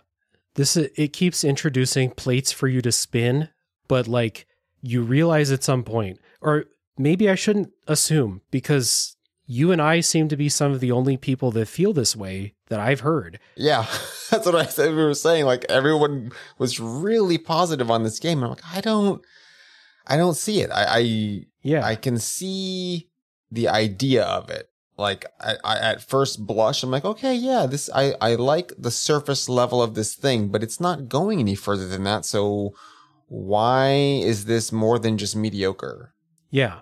They're introducing these plates for you to spin, but at some point I realized none of these plates matter and I can just let them all drop because, I don't know, they're cheap and I can go to Goodwill and get the same thing for 25 cents. Yeah, like, these aren't going to shatter. They're just going to fall. That's right. They're plastic. Yeah. So, I don't know. It's like, I'm trying to think about like, why does this not work for me so hard when other games like this that I've played pretty recently work? This War of Mine is this type of game. It is a gather resources to build stuff to allow you to survive. That's what that game is about. That game has very harsh punishments for making bad decisions, which this game, Dave the Diver, does not. There is almost no punishment for any decision you would make in this game. The worst that will happen is you like try to fight a shark and you die, and you get to choose one fish in your inventory to take back to the surface, and that's it. Yeah, I meant to mention that. Like that did upset me when it happened. I was like, man, I just spent 18 minutes and I died. Yeah. And I was like, well, I can grab a piece of lumber. I mean, what do I have in my inventory? I can pick one item and take it back with me. And I've never wasted that 20 minutes. And I don't have that. That was the thing, is like, it's a time sink in a way that I'm not willing to sink the time because I wasn't getting the return back on the time that I was spending. Yeah. The other example of a game like this that I really liked was Spiritfarer. And that's because that game has incredible characters and great stories going on with them. There are very, very well thought out, heartfelt themes that are explored to their fullest throughout the game. And so, like, even though the crafting and stuff in Spiritfarer is not special, I mean, you know, running the lumber mill in Spiritfarer is not super fun. But, like, I have a motivation for doing that because the story is really good. And in Dave the Diver, the story it's nothing. It is just like a parade of things they of ideas they had, basically. There's no moral to it. There's no lesson. There's no exploration of themes. It's just, what if there was people living under the sea? And then I ask, okay, what's the deal with them? I don't know. Like, they had something happen and, you're going to help them out. That's it. Nothing else to it. Just like I'm helping out my friends. So what are they going to do? I don't know. They're running a sushi bar. Yeah. You'll help them start their own restaurant down in their village. So yeah. I don't know, man. Like, I don't want to keep bashing on this too much, but like we can do our wrap up thoughts and stuff like that. So like, we'll start with you. Okay. If you have any wrap up thoughts, and then like, what kind of person would you recommend Dave the Diver to? I would feel safe recommending this to almost anybody because everyone else seems to really enjoy this game. That's true. Anybody who's not you have yeah, free time. Yep. That would be my caveat, because knowing that I have limited time made me not enjoy this game extra, because then I feel like I'm trying to progress in this, but the game's really long. So really it's just like, if you have kids and full-time job and other responsibility, like, I don't know if this would be the game for you, just because of the amount of time it takes to play it. However, you can play this in bite-sized little segments, so I don't know how far that would stretch. Like, that's a tough one. Everyone else seems to be pretty positive. Anyone that's not me, if you're not, this game is good for those that aren't named Dave. That might be true. Like, I think it is. People were there in the game. Everyone's just digging on Dave. Let him dive. He just wants to dive or chill by the beach. Yeah. So yeah, if you're not Dave, this may be the game for you. That's true. Yeah. In-game Dave, kind of getting a raw deal from everybody. You and I didn't particularly love it. We're both Daves. I have to follow up with a couple of the other Daves out there and see how they got on with it. Yeah. But yeah, like, so final wrap up thoughts. Again, a couple hours in, I was enjoying myself more. I do think that, man, it's just, if the game was a little shorter, I would have been more invested in the story, and had it not, it just has bloat of like mini games. So, or fetch quests and things. So all the sub quests, if you could like not have to deal with them, then it wouldn't be so bad. And I think that would have engendered more goodwill. But yeah, the music is great. I would listen to the little soundtrack. It's very calming. I like the art style. Again, the presentation of the game, like, I'd give it like 9 out of 10. Like, it looks fun. Yeah. But it wasn't. So I would take off some for the actual, like, the loop. I wasn't enjoying the loop of it, and the problem is that's all it has. So it's not a winner. Yeah, maybe more inclined to forgive a shallow gameplay loop if I was pulled along by the story, but the story chooses to do the least interesting thing at every turn, and sets up some, themes it might want to explore, or like the game's mission statement, as the developer said, but then actively goes against that. And then, there is no lesson at the end. There is no like, hey, maybe we shouldn't have killed all those Greenland sharks. No, they just kind of like, hey, that was weird, wasn't it? That all those crazy things that happened. So the story's not great.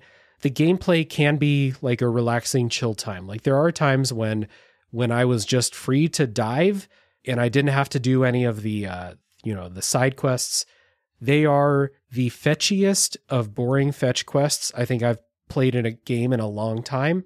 Most video game quests, like, they do actually all just boil down to go here, get this, or go here, kill this thing.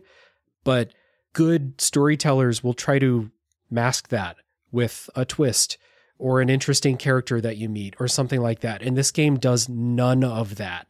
It is just, go here, can you collect 10 seahorses? And then you go get 10 seahorses, you go back and they say thank you, and then you're on your way. And that's it. Yeah. And they give you a currency that you'll never spend. it's Yeah, it felt like the quests in Final Fantasy 16, where it's my God, yes. bring me a dirt. And then I like, okay, there must be a cool adventure. I'm like, no, I found some dirt. Oh, here's your dirt. Yep. Oh, okay. Are you going to tell me some story? Nope. Nope. There was your dirt. So gameplay wise, doing the quests, given that like the shallows is random, they'll be like, okay, bring me a red seashell and a blue seashell. Mm-hmm. But it just points the direction to you. Like you don't even have the satisfaction of I'm gonna go hunt around for these. Like, nope, it's right there. You just follow the little like a metal detector kind of thing. You know, it's like a little ding. It's not. It's not even like they say, oh yeah, the red seashells are found at this depth. In this type of environment, there's nothing like that. It's just follow the arrow, go get the shells, go back. There will not be a twist. There will not be an interesting conversation. Nothing. They're worse than the quests. Yeah, they're worse than the ones in Final Fantasy 16. You should get a thing forward. Here's your money that you don't need. Yeah, exactly. So and some soy sauce or something. Yeah.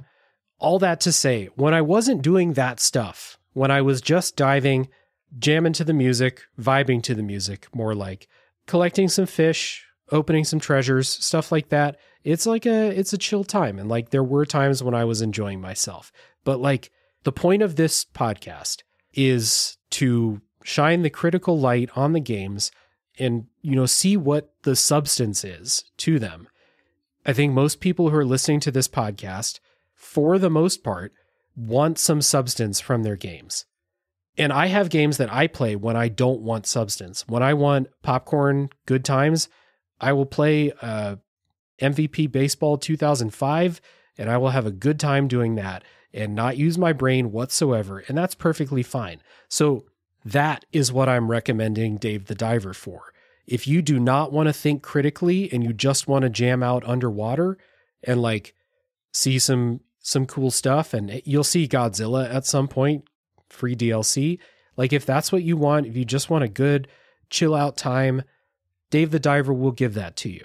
And if you want to play a game that requires, not a lot of input on your end, if you're the type, you come home after work and you're tired, you don't want to play, Elden Ring or something, you want to just vibe, Dave the Diver will give you that.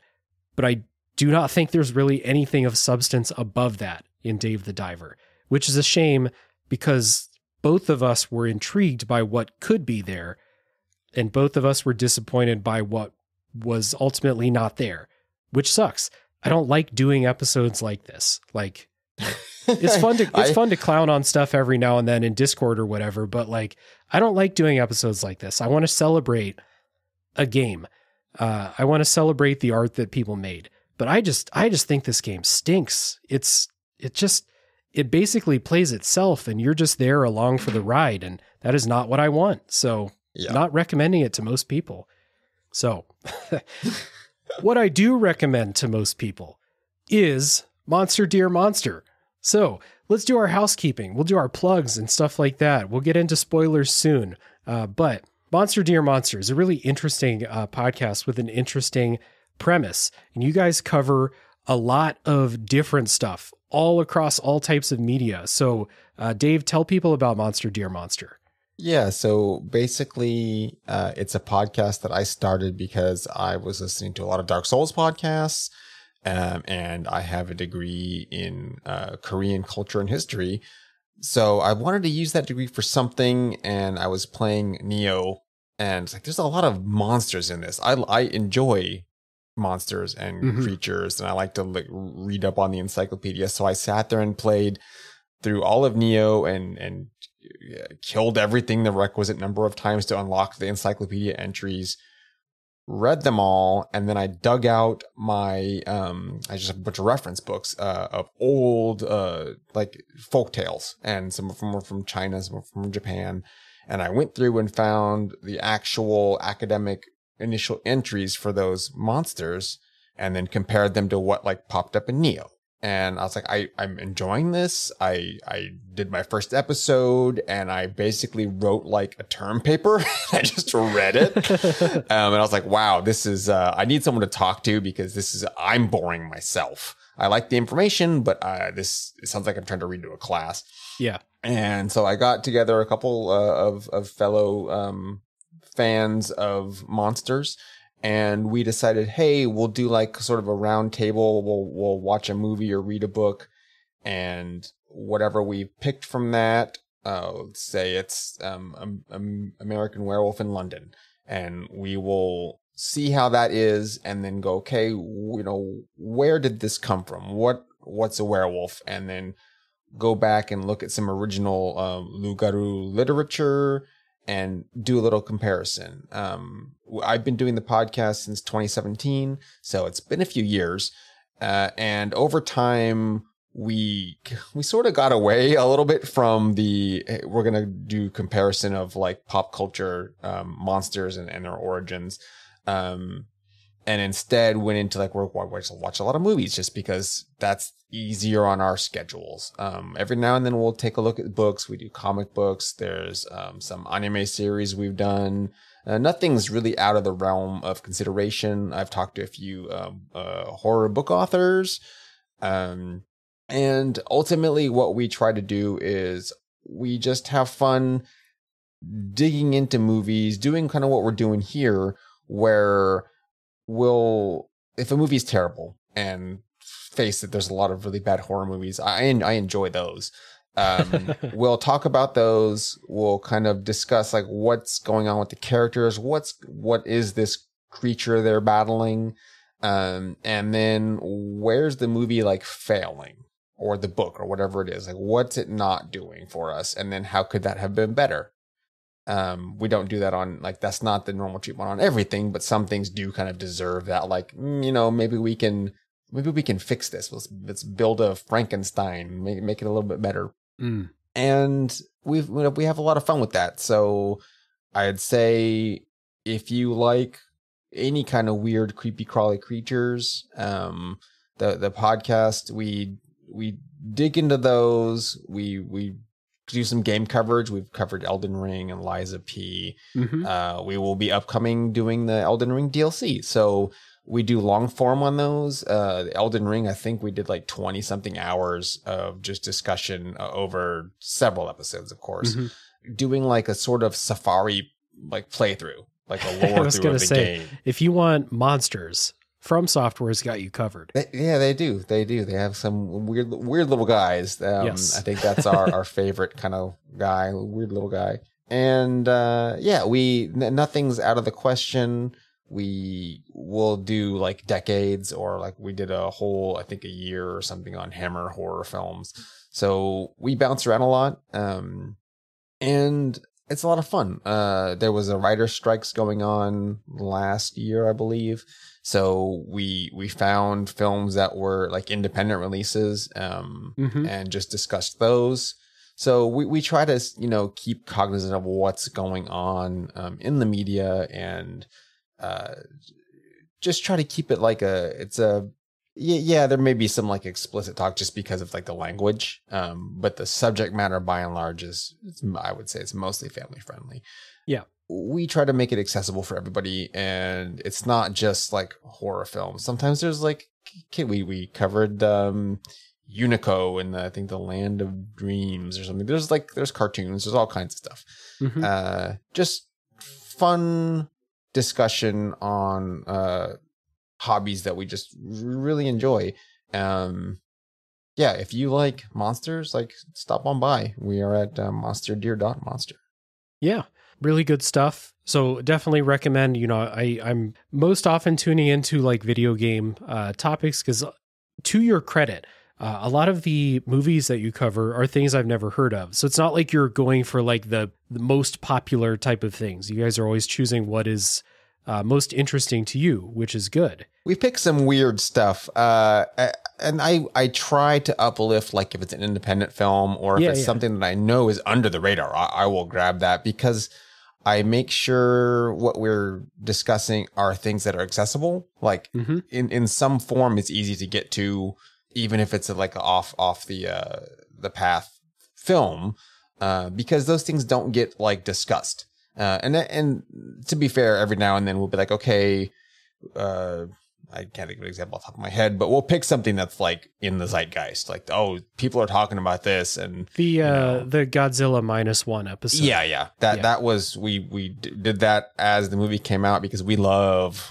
Godzilla. We love practical effects, and that's a big thing too. We don't cover like CGI schlocky things. I want like squibs and little weird puppets and give me some gremlins and stuff. Yeah. So yeah, we stick to that kind of thing, but we're not above like we just did stop motion that came out on Shudder a few months ago, and that one is like it's a discourse on the perils and the struggles of being a creative, in as much as like someone made their hobby or their thing like that's their life. So that particular one is someone that creates like stop motion, like little short films. But then how that drive and then like the drive to want to create, but then hitting like writer's block, kind of stumbling blocks, can like mess with you. So we want to really kind of, it's not just about the monsters, it's about like the psychology of it too. Yeah. And try to bring that sort of discussion to, whatever we're looking at. Yeah, I said the Elden Ring thing was a lore through, but we just had fun going like, yeah, I went up this one mountain and saw a little weirdo rolling down. And it's just like, I put academic things where I think it's like necessary, and I will put in some extra research and bring like, oh, I found the source material of a particular legend, and I'll add that into the discussion. Yeah. But it's not stuff that I think has to be all the time. So it's not a dry discourse. It's just, we're just having some fun. Yep. It is. So it's a fun time, but I was also going to say, until you said it, I was also going to say that it's also like intelligent and well-researched discussion too. So I will definitely recommend that people go check that out. And since we just talked about it, and Godzilla has a tie-in with Dave the Diver, the Godzilla -1 episode is an episode that I would go recommend checking out. It's a great discussion about that movie and, things below the surface level with Godzilla. So there's a lot of stuff to go check out. People can look down in these show notes for an easy link to find Monster Dear Monster. Again, highly recommended. People go check it out. And for me, the ways to support this podcast, like always, you can go join the Discord server, join the conversation, especially this week. Like, if you really love Dave the Diver and you think that I'm missing something, please come in. Let me know. Tell me about it. We'd love to have discussion in the Discord server. It's also a welcoming, great group of people in there. Lovely community. We'd love to have you. There's an invite link down in the show notes. You can leave a rating and review on your favorite podcast platform if it allows it. That will help people find the show, which we want. And you can listen to my other podcast. It's called A Top 3 Podcast. We do top 3 lists. That's more of a comedy show. It's a good time. No research going on that show whatsoever. It's just a good time. And also, finally, you can support the show monetarily over at patreon.com/realdavejackson. Again, this game, Dave the Diver, is on the show because it won a poll, and all patrons starting at $2 per month can vote in polls for what games I do on the show. So, with all that being said, Dave and I are going to take a break. When we come back, it will be full spoiler time for Dave the Diver.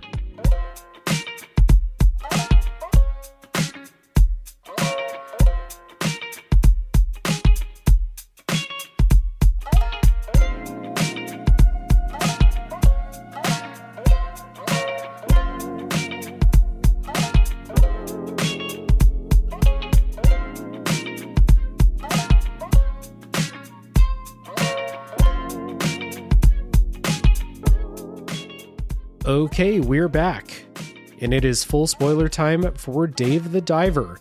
And as always, we're not going to run chronologically through the story here. There are a few things that I would like to discuss, namely big moments in the story that happen, things that I thought were kind of cool, some missed opportunities. We'll talk about the Godzilla and Dredge DLCs and what happens in them. and then we'll talk about the ending and stuff like that. But might be a shorter spoiler section, which is okay because we spent almost 2 hours. I feel like I spent 2 hours just nonstop ripping on this game, but hey, it happens sometimes. So the big thing that's revealed is you find this ancient race of sea people. They tell like a story about the sea people of the past. There were these divine fruits from like the divine tree down there. Some of the sea people got greedy and ate the fruits. Where have we heard that before? They became zombies. So like the thing that gets introduced later on is that there are these zombie version of the sea people that were locked underwater. And this is just like what happens in the story. There's no substance to it at all. You kind of like, you do some stealth missions to get around them. You solve some puzzles underwater. At one point, there is a giant zombie that chases you through some tunnels. And like, this is part of my problem with this game. Okay, we have our thing. This is the decision that they made with the story is we have this story of the divine fruit. Is this going to be a story about human greed? Is it going to be a story about global warming? Because there's this thing about like, these things underwater are melting that shouldn't be melted and freezing that shouldn't freeze. Like, our climate's all fucked up. We're all dying down here. Like, is the story going to like explore those things? No, it doesn't. It's just plot points that happen. And like, let's take that giant zombie thing, for example. It chases you through the tunnels. You kill it with some collapsing rocks as you get out of a doorway. Nobody ever talks about it ever again. There's no like, oh, maybe we should evacuate the village. There's giants down here, literally right next to the Sea People village. There's no like, oh, pity these people that have been stuck in zombie form for centuries down here. Let's figure out a way to cure them. Is there a way to atone for our sins? Nothing. It's just stuff that happens. So like, and it's not even entertaining. Like, I don't know why I'm even talking about this. I'm doing what the game did. I'm talking about it because I feel like I should talk about it, not because there's anything there worth talking about. But this is what happens. This is what happens in the part of the game that you didn't play. And I don't know, it might sound like I'm just giving you a surface level plot recap, but that's what the game explores too. They don't explore any of this to a deeper level, and it's super disappointing. There's no commentary to be had here. No. So the wikis that I read through to make sure I was caught up on everything before we did this. Yeah. Had screenshots, had little plot synopsis of what the quests were, but then it had the little dialogue, like the bits that were spoken, and it's not like I could read those, and I was like, well, I don't even have to play it because there was like 3 lines. Like there's no exposition. They didn't actually tell you like, oh, here's all this crazy stuff going on, and we locked up our ancestors in these cages. So, but what does that have to do with anything? Like there's no like conflict with that. There is because they sent you through there to go pick up a thing, to go repair a statue. You're just like, okay. The culture looks interesting. They're based off of like Chinese mythology. Mm-hmm. Yeah. I loved all of the surface level stuff, like the architecture and like their clothes, like everything was very evocative, but it's enough to go, they have a culture. It doesn't mean anything though. Yeah. Because you're doing the same stuff down there as you did, like, oh, they're just like us. Okay, well, what does that matter then? Yeah. Like I understand there's no resolution. There's no like real issue because they're not the ones causing the problem. Yeah. And it's all like secondary to, it's like, okay, like it's just Dave getting into some more shenanigans. Like, it's just like, you could have cut this entire thing out of the game and it would not have changed anything about the story they're trying to tell. Like, what eventually happens is you go down to the bottom of this divine tree, which I forget what it was, but like something corrupted the divine tree, and there's like this, energy flowing out of it, and there's like a parasite on it. There's a monster down there that's feeding on it and getting big, and that's what's causing the weather problems in there. So it's not even like that humans caused this, really. Like it's not I thought it was going to be like a global warming thing, like trying to give us a message here about like, human greed caused the climate to get all fucked up down here and destroy this beautiful sea people civilization, because it is beautiful. Like you said, like the architecture, and it's like super colorful, and there's like these giant clams everywhere blowing bubbles up in the air. It's awesome. They got a beluga that you can use as like your fast travel around the village. Yeah, your little taxi. And it's like everything's super cool. And it turns out there's no message to it. It's just you just have to go kill the monster, and that's it. Nobody self-reflects. No, it's a case of like hubris. So it's I think is in one of the like the little subquests where you find out that the sea people, they had the tree of life, and then they were experimenting with its power, and that's why some of them ate it and became huge zombie guys.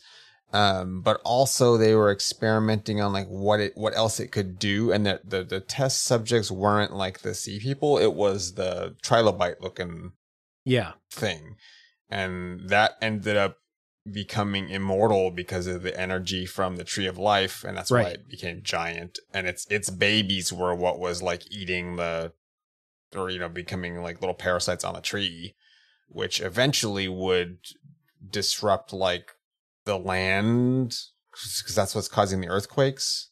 Yeah. So it's trying to do like not a parable. It's doing, if you're trying to get like a great power, you're trying to get power. You're trying to gain power, and to do that, you're doing it at the expense of something else. But ultimately, what that will do is that it will be self-defeating. You'll just injure yourself, and then your experimentation, your like experimentation is not the word I want.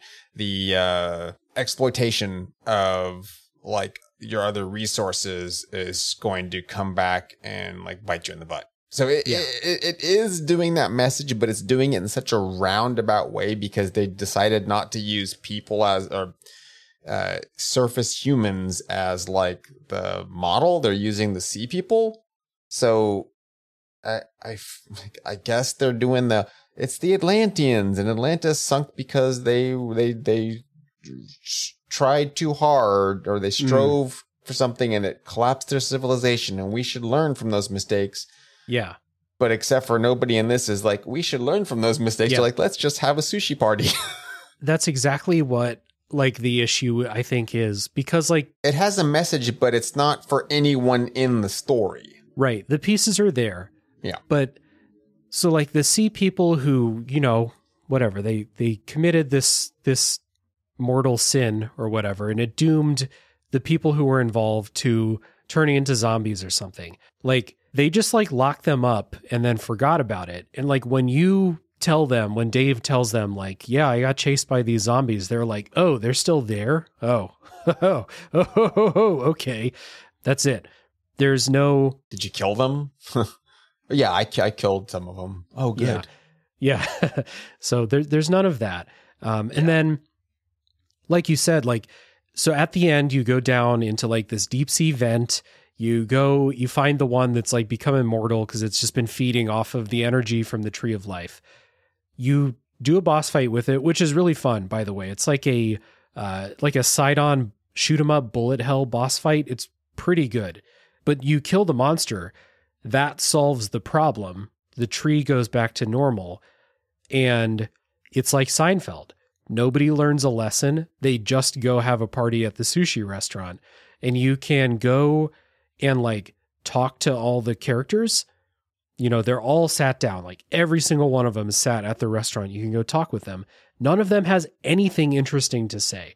Not even Bancho. They just have like just boilerplate NPC dialogue. Could have been written by an AI. Nobody comments on the adventure that you've had. Nobody comments on, hey, that was pretty messed up. Maybe we should take better care of the ocean.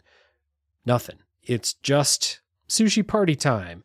they're all like, hey, that was crazy. It's not quite to this level, but it's like a couple levels beneath one of them being like, hey, well, that happened, didn't it? All right, sushi. Yeah, it's like it's the Always Sunny in Philadelphia without being actually funny. Yeah, without being good. Yeah. Yeah. Yeah. Yeah, because everyone's like, so no one else actually went through any of the trouble. No, it was just Dave. Just Dave. Everyone else is they've just been chilling, chilling, drinking beer and eating sushi, and they're like, oh, Dave comes back and he's just harried and messed up. There's like, you look like you could use a beer. Yeah, guys, that was real rough. Please don't ever send me on fetch quests again. Yeah. It's like, okay, thanks. Oh, man. And even Dave has nothing to say about what happened. Even Dave is just like, yeah, that was... he's just a cipher. He's not even wild. Like... Yeah. You might as well just have ... Yeah. You know, not even being given a... You know, he gets a little bit of personality, but it's so secondhand. Yeah. Like, or offhand. Yeah. Yeah, that's not a strong point. And then the whole... So... When I'm looking at the initial quests, when you first meet the sea people, you rescue the daughter of the daughter of the Sea King, and you feed her clam porridge or whatever to heal her. Coral porridge. The coral porridge to heal her up, and then she has her little broski that just like thinks he's the coolest dude, but he's like actually a jerk. It's kind of like Ferngully, I guess. It's a little bit like Ferngully, but without the environmental message. Like they forgot to put that part in. Yeah. So the environmental message in this game is almost entirely through that one mercenary character who keeps showing up in a submarine and shooting, rockets at you. Yeah.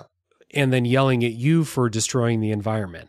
That is the only thing this game does with that message. He's the head of the Blue Planet or Blue Ocean environmental conservative. like the Greenpeace or something like that. Yeah, the Greenpeace, except for they're not. They're actually moonlighting as pirates to farm dolphin meat. Yeah. So, there's stuff going on, but it's so like slapdash. Just, again, that whole, we're just checking a thing off a list. Like that I liked the dolphins. Like that was fun. I almost feel like if you ask someone who really likes Dave the Diver, like, what did you think of the story? I almost feel like they would be like, I guess I don't remember much about the story. Yeah, like, there was a story? Yeah, exactly. It's like, I was just catching fish. Catching fish, talking to Bancho, running the restaurant.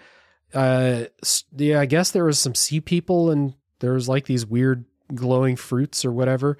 Like, I almost feel like the key to enjoying this is to not pay attention to the story because so again, I'm not enjoying the gameplay a whole lot. So I'm looking for something to latch onto, like in Spiritfarer again. Yeah. Give me a story. Give me something like what's motivating me to continue to play this. Yeah. So that's literally all I have to say about the story of Dave the Diver. Like we were not hiding any substance in the non-spoiler part. There is no substance. The cool thing in the credits, Dave has a dream where he goes to space instead of scuba diving, and it has like a Super Smash Brothers type, like you can shoot the names of the developers, and when you shoot the names, it explodes up with like a nice pixel art portrait of the developer themselves, which I thought was awesome. Like legitimately in my top 3 favorite things about this game, the credit sequence. It's very cool. Like, if you didn't see it, I would recommend like watching a video of it. Just, you never see faces, even if they are pixel art. Yeah. You never see faces of the people who make games. No, not unless it was an Easter egg or something. Yeah. So this was cool. I really loved this. Really cute. And again, I still have goodwill in my heart for cool things, even after 18 hours of sludge. So this was cool. Yeah, so that little bit there, so I don't want to cut you off, reminds me what I was going to compare the game to, and this is a terribly unfair comparison, but this is doing something similar to what, say, like Nier Automata did. Yeah. It's taking a surface level thing and then adding a bunch of like mini games or flipping the script on like the type of game you're playing in certain portions, and then giving you that post credit, like let's shoot the credits scene. But where the comparison like utterly falls down is that Nier Automata has something to say, and it has a story. Oh yeah, has a lot to say. Yeah, yeah, and this just like it's the polar opposite of that, while still like trying to do not what Nier Automata did, but what it stylistically what it was doing within the genre.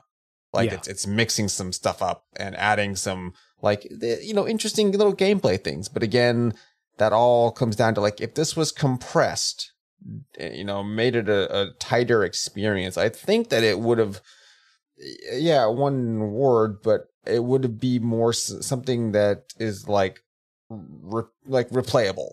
Like it gives it more legs, because even had I enjoyed this game fully, I wouldn't want to play it again. Oh no! Like it doesn't have a replayability. There's nothing added to it where I'm like, yeah, I sure could go catch those same fish again and upgrade my suit and maybe I'll catch all different fish this time. Yeah. I'm only gonna catch the little ones, Yeah, the one. All fishing net challenge. Yeah, only diving knife challenge. Yeah. I don't know. So it's I don't know. It was cute at the end. The credits were nice. I liked that a lot. And then I think it's setting up a sequel after the credits. There's a thing where Cobra is on the phone with someone and hears an explosion in the distance. So Dave the Diver 2 will probably happen just based on how successful this was. Sure. I hope they give Dave a different job. Dave the astronaut. They'll find some alliteration or something like that. I will not be playing Dave the Diver 2. Absolutely not. Unless it's a completely different type of game. I do not trust this developer to make something that will appeal to me. No. That being said, quick things. Some things I thought were kind of cool were the DLCs. So we'll get the DLCs, then we'll get out of here. Godzilla DLC, I think, is what most people are looking forward to with Dave the Diver. So what happens is a Godzilla researcher shows up and says that they think Godzilla's around, and they find Godzilla underwater asleep. Godzilla got in a fight with Ebirah, who I'm sure you're familiar with, giant lobster monster. Yeah, big shrimp guy. Yeah. So after a fight with that one, Godzilla is injured and just kind of resting underwater. So what this kind of boils down to is you got to go down there, set up a surveillance camera, and then you have a couple of boss fights against Ebirah. One of them is in a submarine, and the submarine is like, it handles like absolute dog shit. So terrible boss fight. After that, Godzilla is healed, and you play as Godzilla in one of those big side-on kaiju fights, like in Nier Automata, when you have the two big robots fighting. That was pretty cool. Like the scale of everything, the music, splashing around, like the impact when these two things hit each other, that was really fun. And then afterwards, Godzilla leaves. So like, just in case anyone thought, like there's a lot of message to Godzilla, the monster, and what Godzilla represents and things like that. None of that is explored in Dave the Diver, but it's a free DLC, like tie-in. Like they're not telling a new Godzilla story here. Nobody's reckoning with nuclear fallout or anything like that. It's just Godzilla's here. You do a couple boss fights, then Godzilla leaves, and that's it. It's like kind of cool though, because fucking Godzilla is awesome. Like who doesn't love Godzilla? So hard to complain. Little kaiju battle. Yeah. And so both of these DLCs, I believe, and for sure the Godzilla one, they're accessible in or after chapter 5. There's only 6 chapters in the game. Pretty deep in the game. So you got to be like 3/4 the way through before you can access the DLC. So were people playing this game like earlier, like when it came out, then they're probably easy to get to. But for me, I was like, I don't know if I've got the other 8-9 hours in me to get to Godzilla, which I really wanted to see. even if it's just a little cameo. But I'm glad that they did these collaborations. That's really cool. And more games should do stuff like that. So it's not that's one point in Dave the Diver's favor, is that they have these fun little crossovers. Yeah. I think my 3 favorite things in this game were the Godzilla kaiju fight, the final boss fight, the bullet hell one, and the credits. My 3 favorite things in the entire game. So there's that. And I'm glad the collaborations are happening. Like, you get like this tiny indie team that made Dredge getting a boost from like this tie-in with Dave the Diver. And then the tie-in with Godzilla is really big. So what I hope is that, because the studio that made Dave the Diver is not small. They're part of a huge company. So I hope that brings more publicity to the people who made Dredge, which is an interesting game. It is another one. I should be praising Dredge along like with Spiritfarer and This War of Mine for games that are like built around a similar type of loop, but like have that interesting thing to them. Like, there's a mystery and a tension and a weirdness about Dredge that like makes you want to keep playing and seeing what's going to happen. Where like, I don't know, not to go back to bashing. The Dredge DLC is kind of interesting. All the weird like hooded like, you know, Lovecraft acolyte type dudes show up and they want to come eat sushi, but because they're fucked up guys, they don't want real fish. They don't want regular fish. They want those like malformed aberration fish from Dredge.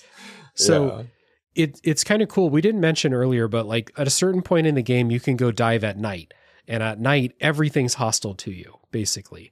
And it's kind of cool, kind of spooky, more dangerous for sure. So you go do a night dive, and all those fucked up, like, you know, 2-headed fish from Dredge, stuff like that. They're, you know, the horrors of the deep. They come, you know, attack you. You catch a bunch of those. They pay insane prices for those things. Like, it was the most money I ever made in the sushi restaurant was on Dredge night. So that was kind of cool. It only happened one time. Like, I think this could have been like a recurring thing, because I do not understand why someone would. But after you beat the game, you can just keep playing, diving, doing the sushi thing forever. If that sounds like your idea of fun, have fun, but not me. So it was kind of cool that the Dredge event happened, but it was only one time. If it happened another time, maybe I would like go even deeper in the ocean and see like, okay, so like the anglerfish and stuff like that. Let me see how fucked up those are in this game. But, you know, I deleted Dave the Diver from my hard drive the second the credits were over. So, I don't know. The Dredge tie-in was kind of nice too. Did you play Dredge? I did not. It's that was on my list more than this was. But I couldn't remember if it was on Switch. It probably is. It is. I played it there. Yeah. Yeah, I'll have to give it a look. I unfortunately or fortunately, more on the fortunate side, other DLC is dropping that I have to attend to. So the Elden Ring stuff's more on my immediate radar. That's right. And Dragon's Dogma 2, which I needed to get back to. That is all I think I have to say about Dave the Diver. It's been good talking with you, and sneak peek for a couple months in the future, Dave will be back about a game that I think will have a lot more substance and things to talk about. So I'm excited to have you on for a game that I think I'm going to enjoy a lot more than this one. I think so. In fact, I know so. I've seen enough of that game that I'm way more on board with that one. Yeah, hell yeah. Well, in any case, this turned out to be a lot of complaining and arm twisting and stuff like that. Arm twisting is not the right word, but you get it. It's been a fair special episode. I gave it a fair shake, and I feel like we both explained where we're coming from. Just as the only ask of anyone on the show is, if you hate something or if you love something, explain where you're coming from. I think we did that. It's been good talking with you, and I appreciate you just being on the other side of me just letting all of this out. Yeah, well, thanks for having me on. I'm always willing to lend an ear. And in this case, I agreed with you like fully 100%. So made that much easier. Right. Yeah. Well, thank you again for taking the time. We'll give the recommendation again at the end for everybody who stuck it out. All of you are my heroes, especially this episode, and double especially if you love Dave the Diver and you're still here. Thank you so much. It means a lot that you're still here. So please check out Monster Dear Monster. There was a link down in the show notes. Once again, lots of good stuff. Scroll through, find a game, a movie, something that you like and want to hear more about, or something you've never heard of, because there's a lot of interesting stuff on the show. So again, easy to find down in the show notes. Thank you again for listening, and tune in next week for the next game to come out of the backlog.